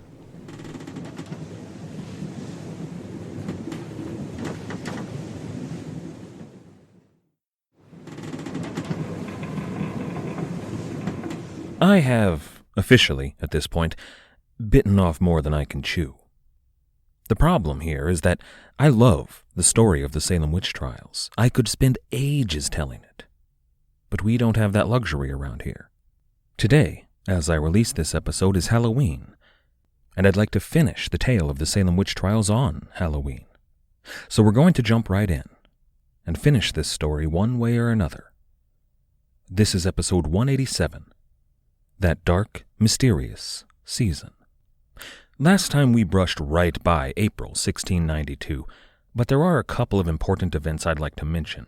Rebecca Nurse, that old infirm woman that I talked about last time, after her trial she was defended by her family and some of the most prominent figures in the Salem village community. 39 upstanding church members signed a petition in her defense. Her husband and her sons and her grandsons all went door to door to organize support for her. It was a significant outpouring. Nonetheless, she was sent to jail, condemned of witchcraft if not yet convicted. The greatest insult Nurse suffered came from the inspectors that detailed her physical state. Nurse had given birth a mind-boggling 8 times in rural New England in the 1600s. That's not unheard of, but it's not common either. It may have contributed, the fact that she had so many successful pregnancies may have contributed to that sense of bitterness against her in the village. The magistrates ordered her searched for a witch's mark. They didn't find one, but the inspectors noted her breasts. They were saggy, which, she's an old woman. She had 8 children in her life. The midwives there were incensed that this was even an issue, but the court recorded that her breasts had been full and plump a few days prior. Clearly, in the eyes of the court, she had suckled an imp while imprisoned. John Hawthorne and John Corwin had this judicial quandary. They had a wealth of what they called spectral evidence. That means the stories that a bunch of teenage girls were telling them that nobody but those witnesses could verify. But they lacked physical evidence, because, of course they did. Witches aren't real. So the justices latched onto any crumb of evidence they came across. A mole, a wart, a flea bite, saggy breasts. Sometimes they would come across nefarious potions, which were medicines, anything they could find. It was a travesty. Bridget Bishop was the next woman to stand trial. Now we're going to get to her shortly, but I want to note a few things about her hearing before Hawthorne and Corwin. Bridget Bishop was the first person we've talked about that was not from Salem Village. She was from Salem Town. None of the primary accusers in the trial, Ann Putnam, Abigail Williams, Betty Paris, Mercy Lewis, none of them recognized her. This presented a fairly significant problem. They were all struck dumb by her witchcraft there in court, but they just couldn't name her. Mary Walcott, though, who was from Salem Town, she saved them. She knew who Bishop was. The thing is, Bishop was accused primarily by men. She was that spectral succubus we mentioned last time, the woman known to enter the bedrooms of unsuspecting men and choke them, pinch them, and force them to have sex with her. She lived a scandalous life, Bridget Bishop. Men tended to remember her. They remembered her clothing especially, her bright coats and her bright petticoats. They recalled her love of drink and song and gaming. Bridget Bishop is, I like her. A lot of the men in town liked her too, but when these accusations of witchcraft came forward, her raucous past condemned her. Even more was her late husband, Thomas Oliver. The judges called Bridget Bishop Bridget Oliver throughout the hearing. She'd been on trial for witchcraft before, after the death of her second husband, Thomas Oliver. She was acquitted in that trial, but the magistrates used her dead husband's name in an attempt to remind everyone of that prior allegation, and it seems to have worked. Beyond that, though, were accusations of theft from years past and recriminations that her home was known to host parties where people would stay up late and drink cider and play board games and even play music. I'm just saying, if I lived back then, I would probably have been hanging out with Bridget Bishop, and they probably would have killed me for it.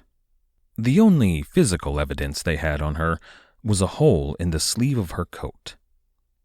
Imagine this. Bridget Bishop is standing there, in chains, with a little tear at the end of her sleeve near the wrist. One of the girls claimed that, in spectral form, Bridget Bishop had grabbed her, but the girl fought back. She fought her way free, and in the process, tore Bridget Bishop's coat. There was, indeed, a tear in the coat, as Justice Hawthorne saw when he demanded to see. But anyone in the front row of the court, as all of these girls were, could have seen that. Hawthorne, though, was outraged. He was scandalized. It's an open and shut case, obviously. Clearly, she's a witch. Just look at her torn coat. The evidence is all there. Throw her in jail, right? And it's all like that all throughout these trials. Infuriating. I do want to mention 2 cases that happened that April. Mary Warren, the maid in the Proctor household, finally came forward with an accusation against her employers. She pinned it to the door of the meeting house so everyone could see it. In the wake of that, Mary Walcott and Abigail Williams came forward with their own claims against John and Elizabeth Proctor, or Betty Proctor. You have to be specific with Proctor's wives. He had 3, and 2 of them were named Elizabeth. John Proctor, though, had a total of 18 children in his life. By 1692, they weren't all still alive, and several of them were grown and married, but 9 of them still lived at home. 2 of those and one of his adult sons would follow John and Betty Proctor to jail as witches. That's a whole drama in and of itself. The subject, by and large, of the Crucible, and it's a fantastic story, but we're not going to get into it here. I do, though, want to mention Giles Corey, or Giles Corey, Martha Corey's wife. He threw his wife under the bus when she was on trial, but that did not save him from an accusation of his own. For some reason, and I'm sure it's coincidence, we see these cases in which husbands and wives, both of whom are on the deed to a parcel of land that usually is attached to Putnam land, both get accused of witchcraft. I'm sure that has nothing to do with land rights in Massachusetts at the time. But the real coup here is that John Proctor and Giles Corey were the first 2 men accused of witchcraft in Salem Village. More would follow, a not insignificant number of them, but in the big picture, what that did was open the door for George Burroughs to be accused. That dark wizard who had abused his wives and daughters, perhaps killed some of them, and assaulted Mercy Lewis in her youth. Burroughs was arrested on the 4th of May, but his trial was going to have to wait. He was put up at a local inn there in Salem, not Ingersoll's Ordinary. Nathaniel Ingersoll didn't much like George Burroughs, nor did Thomas Putnam for that matter. After all, he'd been a house guest at Putnam's and made a menace of himself, and still owed Thomas Putnam a lot of money. And he was questioned not at the meeting house in front of a large group of people, but in private, in comfort, at his inn. He wasn't worried, though, at all. He still had allies, friends even, in town. He was confident in his acquittal. See, ministers just don't go to jail for witchcraft. It had never happened before in Massachusetts. And it looked very much like he had allies in high places. When word reached Boston that the court in Salem had arrested a minister of all things, the government had to get involved. Honestly, they had to get involved anyway. If you're going to convict anyone of a high crime or a capital crime, they had to convene a court of oyer and terminer. We would consider it kind of like a grand jury. But Burroughs' arrest sped up their plans. 9 men were appointed to that court of oyer and terminer. Almost all of them were Harvard-educated, well-connected men. Stacy Schiff writes in The Witches, quote, "Well-read, widely traveled, they were men of integrity, familiar with the workings of the court. Many had handed down unpopular opinions. Several had witnessed trials in London. They lived in the finest brick mansions and gabled homes in their respective towns." End quote. I'm about to defame these men of integrity, men all of whom are ancestors to presidents or Supreme Court justices or captains of industry all throughout American history. These were important people. Despite that, though, despite what happened here in 1692, some of them were honorable people. After the trials, a few of them would write and publish formal apologies. They would fight in court and in the governor's office to fix what had been broken during the trials.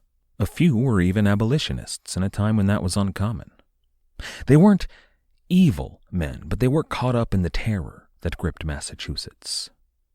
All 9 were well connected, as you might expect. What you might not expect is how closely connected they were to each other. The club of powerful men in Massachusetts was tiny. The Bible Commonwealth, as the Massachusetts Bay Colony was known, was a theocracy.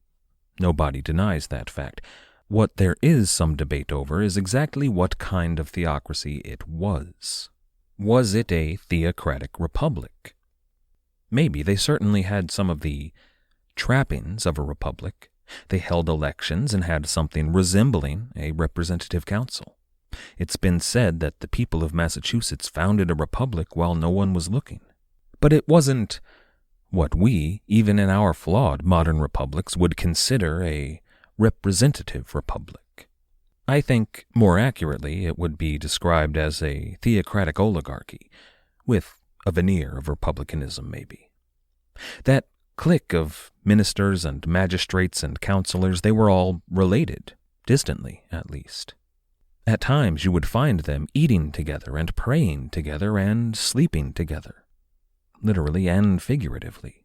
They were connected by a web of marriages, so they were sleeping together in that sense, but they often literally slept in the same bed, sometimes in the same bed as political rivals. You have to remember that people in North America at the time usually slept in large communal beds, kind of like the grandparents in Willy Wonka.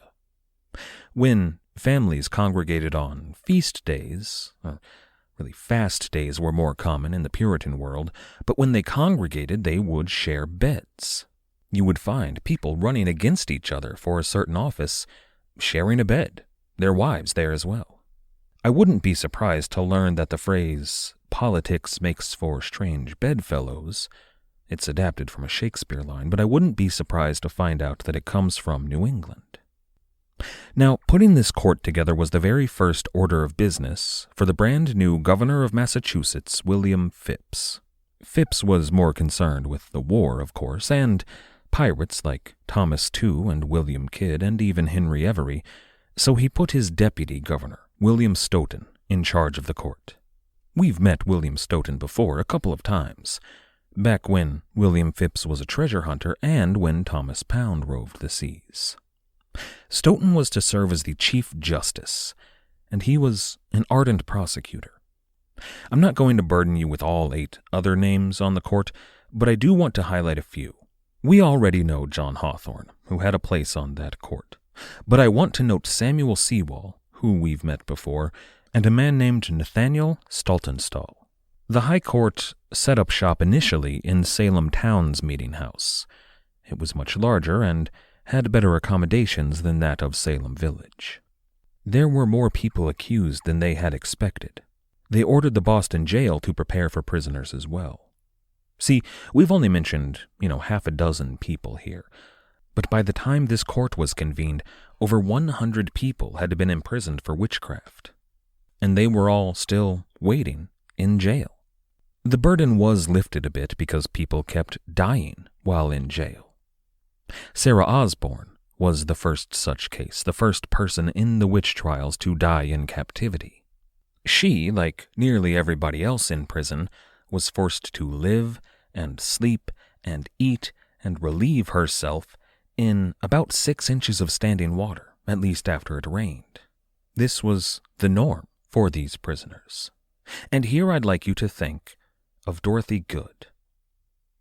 She was 5 years old, in a cell across the hall from her mother, living in those same deplorable conditions. I'd like you to think about that kindergarten-age child who had to watch her sister, an infant who may have been born in jail, starve to death because her mother was so ill-nourished that she couldn't even make milk. At which point I would mention that the only reason Sarah Good was so ill-nourished was because of her lack of ability to pay. You had to pay for food in New England jails, and if you had the money, you could eat well. One man in Boston had enough capital on hand to live in the Boston jailer's home. He had a nice bed and a warm fire. He shared meals with his family. But if you were a beggar woman with an infant and a 5-year-old in tow, they threw a handful of grain into your cell filled with stagnant water and told you to make do. Even if, in Sarah Good's case, you were nursing an infant girl, of all things named Mercy. You know how I said those justices weren't evil? Well, I take that back. That they allowed this to continue is an abomination. The problem here, aside from the sinful and frankly unchristian attitude of the men in charge, is that these jails in Massachusetts were not designed for a long-term stay. The idea is you would throw, say, a pirate in there, who would stay for about a week after his arrest before he was sent to the gallows. But these poor souls, the people accused of witchcraft here in 1692, they had been imprisoned so far for 2 months, with no relief in sight. You'd think that the High Court would get on that immediately, but no, first, they had to ask for divine counsel. Separately, they went to their respective ministers, as they all went to different churches. But they also all went to Cotton Mather. He advised that they judge carefully, soberly, that they look for evidence before condemning any of these witches, that they, keep their heads screwed on straight. Nevertheless, he would say, and Stacy Schiff does an excellent job of calling out his sweeping neverthelesses several times. Nevertheless, Mather reminded them that Satan himself walked Massachusetts. Judgment Day loomed on the horizon. These judges were the last line of defense between the forces of hell and the salvation of the very last pious state on earth. The fate, nay, the doom, of all mankind was in the hands of these 9 men. He also told them that spectral evidence was legitimate and admissible. There are a lot of trials to come here, and we don't have time to talk about them in any real depth. I mean, even most books on the subject that devote way more space to this story than we will usually only focus on 5 or 6 particularly notorious witch trials. We have even further pressure as it is Halloween, and there are those aforementioned pirates raising their own brand of hell out in the Atlantic as this is going on. So we're going to be brief. The first accused witch to stand trial before the High Court was a woman who, one of the accusers had claimed, was to be the Queen of Hell, and who also had enough of a rap sheet to make it an easy trial. Bridget Bishop. She was forced to undergo a humiliating physical examination. Much like Rebecca Nurse had, everyone had to undergo this, although here, at these official High Court trials, they were under the supervision of a male surgeon. Her body was examined, and they poked her with pins. They stabbed her to see if she would bleed. If she failed to, she was a witch. If she had a mole or a wart or a flea bite or a pimple, witch. If she had a 3rd nipple, the witch's teat, definitely a witch. The midwives that examined Bridget Bishop found no evidence that her body differed in any significant way from their own. The surgeon, dissatisfied with this assessment, had his own look, and what he found, along with 2 other women a few days later, was, quote, a preternatural excrescence of flesh between the pudendum and anus, end quote. I'll leave you to figure out what that means. Invasive, absolutely. Humiliating, you betcha. Illegal? Not in Massachusetts. This was only the beginning of the indignities that Bridget Bishop would suffer for the next 3 days. The proceedings opened as all proceedings would. A clerk asked the traditional question. Culprit, how will you be tried? The accused, Bishop in this case, was expected to answer, and she did, by God and my country. Unfortunately, the extensive and presumably accurate court documents taken all throughout these trials have been lost to history. They were probably lost during the American Revolution, in a riot in Boston, but that means we only have second-hand accounts of what was to follow. Due to that, we don't know, for example, exactly which of the girls made which accusations against a witch like Bridget Bishop. But we do know the thrust of their accusations, and it appears that, since Bridget Bishop's preliminary hearing back in April, their stories had really come together. Bridget Bishop, in spectral form, entranced them, and offered these girls all that their hearts desired, which I would like to take a second to look at. Stacy Schiff makes an excellent observation. She writes, quote, "From those things the devil promised, we can glimpse what the 17th century girl dreamed of. Splendid finery, travel abroad, fashion books, leisure, gold, a husband, help with the housework. Her longings differed little from any other orphaned, semi-adolescent farm girl stalled in a bleak, storm-prone landscape. Insofar as they dared to dream, these girls dreamed, at the ashen end of a New England winter, of journeys to exotic realms and in supersaturated color. Salem testimony explodes with invigorating, over-the-rainbow intensity. It is all bluebirds and canaries, yellow dogs, red rats, red meat, red bread, red books. Deprivation, however, had its limits. Even with the regular fasts, there was no hungering after, or enticing with, food. Rather, the girls appeared starved for color, expressionist splashes of which light up their testimonies, nearly conjuring ruby slippers."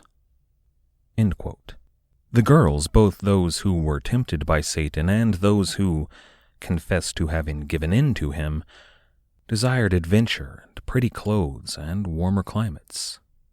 And freedom, both a personal, mental freedom and sexual freedom. Many of the girls and women in prison for witchcraft right now were there more because of sexual adventures than satanic tortures. However, in the Puritan mind, the former was just as evil as the latter.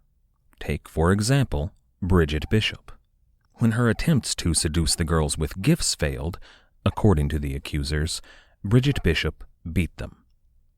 Whether the accusers were whipped or choked or beaten with an iron rod, in each and every case, 2 girls were present for the assault. Which is handy since Deuteronomy requires 2 witnesses of any crime to convict. Following the testimony of Abigail Williams and Betty Paris, Ann Putnam and Mary Walcott, the men finally had their say. They all seemed to have a tale of theft or harsh words and curses or of sexual impropriety on the part of Bridget Bishop. Here her past transgressions condemned her. Now, Bishop had no defense attorney. The concept didn't even exist in New England. In her initial hearing, she had at least been given the opportunity to explain herself, to defend herself. But here, at the High Court, she was merely ordered to answer for the charges. Her answers were found wanting for physical matters, and as the church had allowed in spectral evidence on the advice of Cotton Mather, Bridget Bishop could offer no defense. On 2nd June 1692, Bridget Bishop was found guilty of witchcraft. The first person so judged in 1692. She was condemned to hang by the neck until dead. Nathaniel Saltonstall was the lone voice of dissent in the trial. He was, quote, displeased with the handling of the Bishop case and very much dissatisfied with the proceedings. He was the only judge there to object in any form to anything that went on, and to his immense credit, following what he saw in her case, he resigned the court in protest. Following her conviction, the accusations only picked up speed in Salem Village. They ranged far beyond the village, in fact, to towns and hamlets all across the Massachusetts Bay Colony. The witch trials were blooming into a full-blown regional crisis. Every magistrate in Massachusetts was hearing preliminary cases now. The justices were hearing cases in both Salem town and in Boston. The jails were filling up at an alarming rate, instigating their own crisis. Over the next few weeks, the number of accused in Massachusetts would more than double to over 200 people. Whole families were charged and imprisoned. Units of the Massachusetts militia, serving as witch-finders, ranged far and wide, hunting down every witch they could find. It's here that the analogies to the Red Scare and the Holocaust become evident and obvious. Whole families fled to the woods or to neighboring colonies. Hampshire, Rhode Island, Pennsylvania, New York, anywhere that they could hide. Many more were hiding in the houses of those who had not yet been accused. There was, in 1692, a fair number of teenage girls who were busy fighting their own hormones and their growing sense of sexuality and their social pressures, all the while hiding out in an attic. It's a familiar tale. Of course, Puritan girls didn't keep diaries. Many young women fled their society entirely to Indian camps out in the countryside. Some of those married and settled down. They had kids. They finally got at least a taste of the freedom that they desired. After all of this was over, much later on, some of those women would occasionally be found by white men. Occasionally those men tried to take them back to rescue them. But of course they didn't want to go. People died in the fighting that followed those encounters on more than one occasion. But this entire era was a terror for the people of New England, the kind of terror that only an overreaching, ideologically radical, and morally bankrupt government can induce. And then, of course, there were the unseen consequences, something that we know about but nobody at the time saw coming. All of this, the trials and the infrastructure required there, the militia units roaming the countryside, and the hundreds of people in jail, well, it was sucking up all of the time and the labor of the people of New England. This was during the spring and summer in an agricultural society. The planting and tending crops and caring for animals and fishing and everything they needed to do to survive wasn't getting done, at least not enough of it. After the trials were over, come winter, the harvest was bleak. There was not enough corn or peas or beans to feed everyone. Beyond that, their agricultural output economically was wanting. Back in Boston, 8 days after she had been found guilty on the 10th of June, Bridget Bishop was collected by George Corwin, John Corwin's nephew.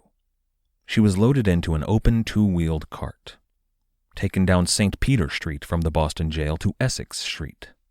There she headed west all the way through the center of town and finally turned north along Boston Road. In normal times, it was a journey of 15 minutes, maybe. But here it was perhaps the longest journey of Bridget Bishop's life. More than 5,000 people had turned out into the streets of Boston, as many as half of them possibly not from Boston. They were there hoping to see what a real witch looked like. And after 2 months in prison, she looked the part. Her clothes were in rags. She was emaciated. She had dark circles under her eyes. But to her credit, reportedly, Bridget Bishop stood straight, even under the barrage of insults and curses, and, yes, a barrage of refuse and rotten food. The procession led her, finally, to Gallows Hill. We don't know who her executioner was. They didn't tend to write that kind of thing down, but we do know the procedure. Her skirts were tied at the ankle. Her wrists were bound before her. They had her climb a ladder, and there Bishop waited. The presiding minister recited a prayer, and he gave a long, boring, bloviating speech, and then finally he read Bridget Bishop's execution warrant. He asked her, here at the end, to confess and perhaps to save her soul. But Bridget Bishop didn't. In her very last moments, she declared her innocence to everyone attended.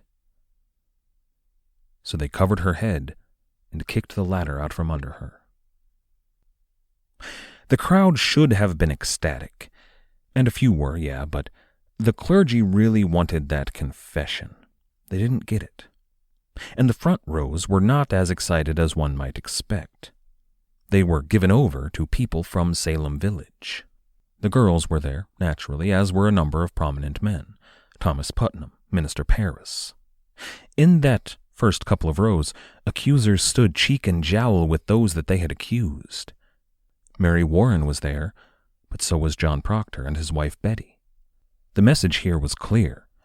If you confess your crimes, you can avoid this fate. In the days that followed Bridget Bishop's execution, the High Court heard 5 more cases. Sarah Good, the first woman to be accused in Salem Village, came first. She was found guilty. Next came Rebecca Nurse. She was found guilty too. Following that, in order, were Susanna Martin, Elizabeth Howe, and Sarah Wilds. All three guilty. In fact, everyone who stood before this court was found guilty, if they didn't confess first. This is the only witch trial in all of history that we know of with a 100% conviction rate. It's the only trial in Massachusetts history with a large number of defendants to have a 100% conviction rate. This whole process took a long time, over a month, in fact. But the trials, for those of us who know how they tended to go, were becoming a bit routine. They kept order better in the High Court, and they were efficient in their convictions. On the 19th of July, Sarah Good, Rebecca Nurse, Elizabeth Howe, Susanna Martin, and Sarah Wilds were loaded up into an open cart. They had 4 wheels this time, and they were taken, as well, to Gallows Hill. The crowd was even larger. Some have suggested as many as 10,000. People had time to travel to Boston by this point. Innkeepers, tavern owners, prostitutes, merchants, they were all making a killing from this extended carnival atmosphere there in town. But those 5 women were executed in a very similar fashion to Bridget Bishop. However, right here I'd like to take a moment to think of 5-year-old Dorothy Good. After months of living in squalor amid rats and stagnant water, after watching her baby sister starve to death in her mother's arms, Dorothy Good had to watch as a group of men in black coats dragged her mother off to die. And then they came for her, so that she could stand in the crowd and watch as they tied a rope around her mom's neck and strangled her to death. Following this second round of executions, the trial of George Burroughs was to take place. Now, we've discussed in some detail already the accusations against him, so we don't need to go into his proceedings, but I do want to posit a question about George Burroughs. He was not guilty of witchcraft. Nobody was. Witchcraft isn't real. But he was guilty of the mental and physical abuse of the women in his household. He was possibly guilty of sexual abuse of a 13-year-old, Mercy Lewis. And he was even maybe guilty of the murder of 2 of his wives and 2 of his daughters. George Burroughs deserved to hang.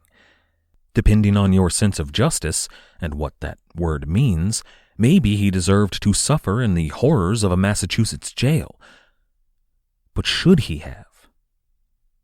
In this case, nearly all of the accused were guilty of crimes that we in the modern world wouldn't call crimes at all, gambling and drinking and premarital sex, or perhaps owning property that touched on the Putnam's land. Those people did not deserve to die. They didn't deserve to suffer in that Massachusetts jail, but George Burroughs did. However, even despite his many, many crimes, he would not have in the justice system of the time. The only recourse that his dead and abused wives and daughters had, the only justice that Mercy Lewis would ever find, was in accusing him of wizardry. I don't know if that's right. Is it right for a guilty person to hang for a crime that they did not commit? Legally, no, it's not, but is it morally right? I don't know. I will say, though, at the very least, I understand. In that vein, we can point to the reasons behind many of those accused of witchcraft being accused. Stacy Schiff points out that Thomas Putnam's feet stick out from behind the curtain far too often, and they did. 2 of the main accusers were members of his household, his daughter and his maid. Far too many of those accused, especially those with a high profile, owed him money or were engaged in a land dispute with him. We can't point to at least most of the personal disputes behind the scenes that informed those accusations of witchcraft. Who stole from who 10 years ago? Who slept with whose wife and or husband? Who in Salem Village abused the person that accused them in a fashion that was unlikely to find justice in the legal system of New England? More often than not, we don't know. Now, these trials seem like a grave injustice, and they are. But they may have served, in ways that we cannot see hundreds of years later, they may have served a valuable purpose. They maybe offered a voice to the voiceless. After another month of trials, on the 19th of August, George Burroughs, John Proctor, and 2 more were hanged at Gallows Hill. John Proctor's wife, Betty Proctor, was not executed, though she had been condemned. She had received a reprieve on account of her pregnancy.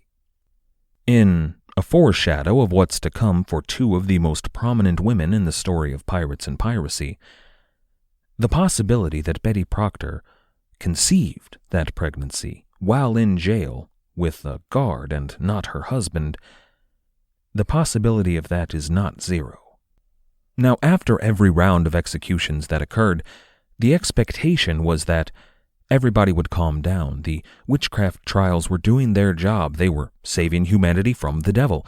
But instead, they seemed to have the opposite effect. Things only got more and more rabid as the weeks went on. In September, the jails reached their breaking point. They had to speed up the process, or they were going to run out of room. In that month, 16 people were found guilty of witchcraft, including Martha Corey. All were sentenced to hang. Giles Corey, Martha's husband, when asked the traditional question, "Culprit, how will you be tried?" he refused to answer. He should have said, "By God and my country," but he did not. They didn't know how to proceed. It put a stop to the trial. In an attempt to correct this affront, the only such case in Massachusetts history, the court ordered him pressed. That's the torture in which they lay you down, put a board on top of you, and weigh that board down with rocks and bricks and sometimes people. Giles Corey did not relent. For hours he refused to give the expected answer. All he had to say was, "By God and my country," but he didn't. Through labored breath and eventually blood gurgling from his lips, he declaimed his innocence for hours, until he finally succumbed and died. 3 days later, on the 22nd of August, Martha Corey, a straight-up gangster to the end, followed her husband into death, along with 3 more people. This round of executions, though, to the surprise of everyone in charge, turned out to be the last. Maybe it was watching Giles Corey, the only man in Massachusetts history to suffer that torture. Watching him die the way he did may have shocked people. Maybe it was watching yet another elderly woman go to her fate, denying her guilt. Too many people were denying their guilt. Too many people were petitioning the government. And too many people in the crowd, and this is key, too many of those had begun to grow sympathetic toward the condemned. One of those who had grown sympathetic was none other than Cotton Mather's father, Increase Mather. He wrote a treatise condemning the use of spectral evidence, which set off a barrage of sparring editorials between he and his son arguing that point. But public opinion had turned in Increase Mather's favor. It was at this point that a number of other old, fat, prominent men who had thus far sat the trials out decided it was time to intervene. Men who had retired from ministerial duties years ago entered in to say that this was not how things should be done in Massachusetts. Many of those men had been supportive of the witch trials in private, but now they chose to come down on what they realized was the right side of history. The tide had turned. But there was not a mass release of prisoners. That took months on end. If you had the money, you could post bail, but that was prohibitively expensive for many imprisoned, especially since they had been in jail for so long. However, townsfolk came together to raise the funds to get all of the children released first, and then families came together to raise money to get as many people out as possible, and after months of raising funds, almost everyone had been released. One figure remained in prison. Throughout October and November and December, past Christmas, which did not exist in Puritan New England, through January, and finally into February. Tituba was never able to buy her way to freedom. She was a slave. She had no money. And Minister Paris didn't want her back. She was a liability at this point. so he left her to rot. In a suburb of hell, in 6 inches of standing water, he just left her there. Finally, some kind soul came to the rescue and bought her at a discount. She was, after all, potentially a witch. Tituba, without her husband, John Indian, walked out of the jail into another kind of chains and off the pages of history. No one was burned at the stake, as is a common misconception. They didn't do that in America. We can't say for certain how many people died in prison. It was at least 5, including an infant named Mercy, and perhaps as many as 10 or a dozen. Which is too many. It's all too many. None of this should have happened.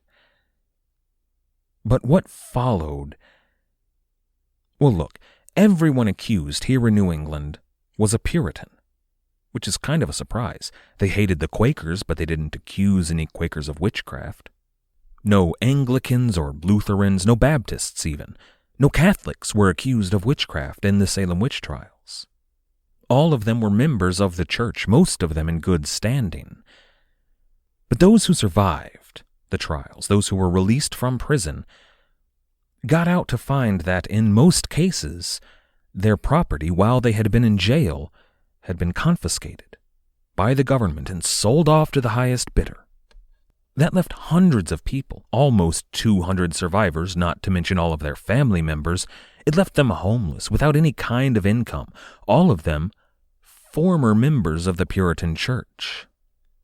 Most of those who had been so abused lost their faith. Not necessarily their faith in God or Jesus Christ, but in the Puritan Church, absolutely. Without a home or any form of income, they moved out of Massachusetts to New York or Providence, and there they often started attending Anglican services or Baptist services. How many hundreds of people, all of their children, generations in families, can leave a relatively small church in a relatively small part of the world, and that church survive? The Puritan Church had been dealt their death blow. In a generation, they would be a vanishingly small remnant of what they had been in Massachusetts. In 2 generations, they were essentially gone. The sorts of repercussions that were being felt here in the wake of the Salem Witch Trials took decades to work out. They finally only ended after all of those who had been affected either left Massachusetts for good or died. The governor and the council would be inundated with calls for reparations for years to come. Those who had been involved, Minister Paris, for example, were pariahs in their community. But a few cases really do stand out in all of that morass. When she was finally released from prison, Dorothy Good was 6 years old. But while she did leave prison, it really never left her. She had been forced to live in a state that I don't think any of us could ever really imagine, and I hope nobody ever has to experience ever again. She had watched her infant sister die because her mother could not produce the milk, and finally watched her mother killed by the state. Dorothy Good went insane. She would live in an asylum for the rest of her life before finally taking that life. And what of those at the heart of this story? Betty Paris, Abigail Williams, Ann Putnam Jr., Elizabeth Hubbard, Mary Warren, Mary Walcott. They had been, for a brief flash of their life, at the center of everything, of major events that we're still talking about today. Stacy Schiff points out that, with the exception of a few characters like Joan of Arc and a couple of preteen monarchs, virgin girls of their age and ilk had never had the kind of power that these girls had. But after the trials were over, they were relegated back to where the Puritan world thought they belonged, the shadows of history. For some of the girls, we know nothing about what happened to them after the trials. They disappeared. We know that Betty Paris and Mary Walcott went on to marry relatively successful men, not ministers or governors, but merchants and shoemakers. They would raise their families far, far away from Salem Village. Mercy Lewis moved to Boston. There, she gave birth to an illegitimate son, after which she, too, was relegated into the shadows. Ann Putnam Jr., though, kind of a key figure in the witch trials, something of a star. Well, she would never marry, an oddity in the Puritan world. When her parents, Thomas Putnam and Ann Putnam Sr., died in 1699, she took over the farm, an even stranger sight indeed. An unmarried young woman owning a large parcel of land, the largest privately owned land in the region, and doing well with it. The Putnam farm prospered under her direction. Ann Putnam Jr. was responsible for more successful accusations than any other girl in Salem. Mary Warren actually made more, but hers were less successful. She was suspect after all. But those accusations seem to have haunted Ann Putnam Jr. In 1706, she published a formal apology for everything that transpired back in 1692. All of the lives lost and lives dashed on the rocks, she apologized for it, genuinely. And the community, those who had been affected that were left in the Salem region, they accepted it. It seemed that, in this one small way, the wound had begun to heal. Ann Putnam died 10 years later, in 1716, at the age of 36.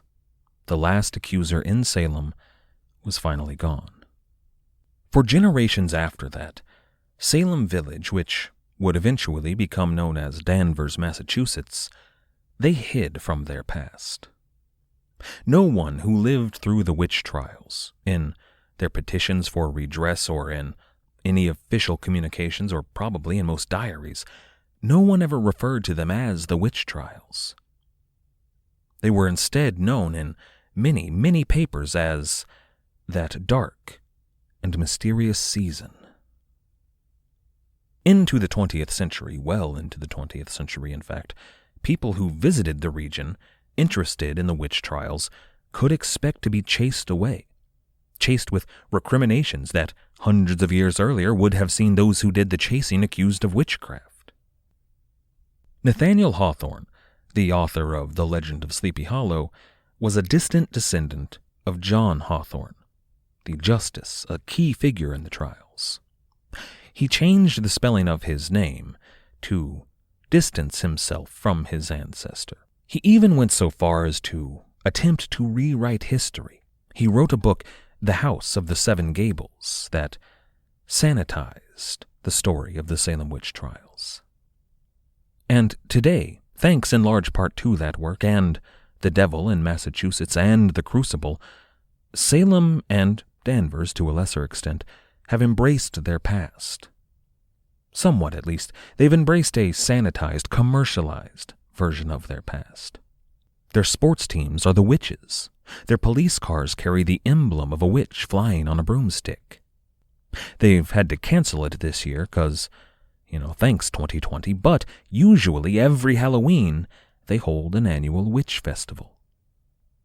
The story of the Salem Witch Trials is unbelievable. And I really haven't even begun to do it justice here.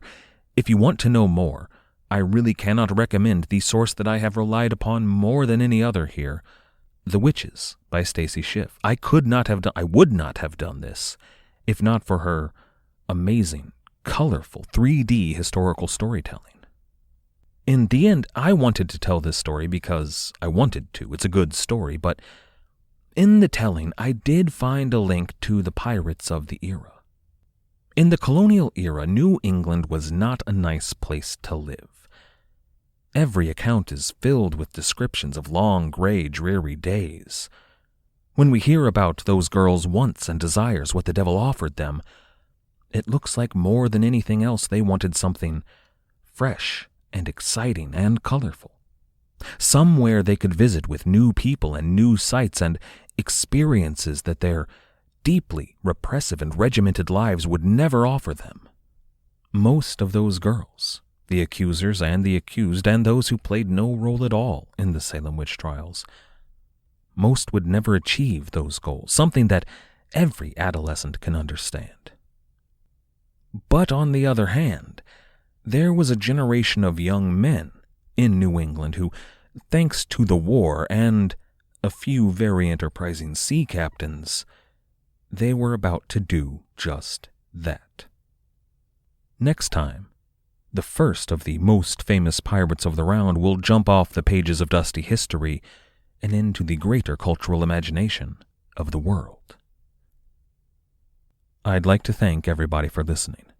I'd like to thank everybody who has helped to support the show, all of our patrons on Patreon, everybody who has recommended this show to your friends or family, and everybody who has given us ratings or reviews wherever it is you listen to the show.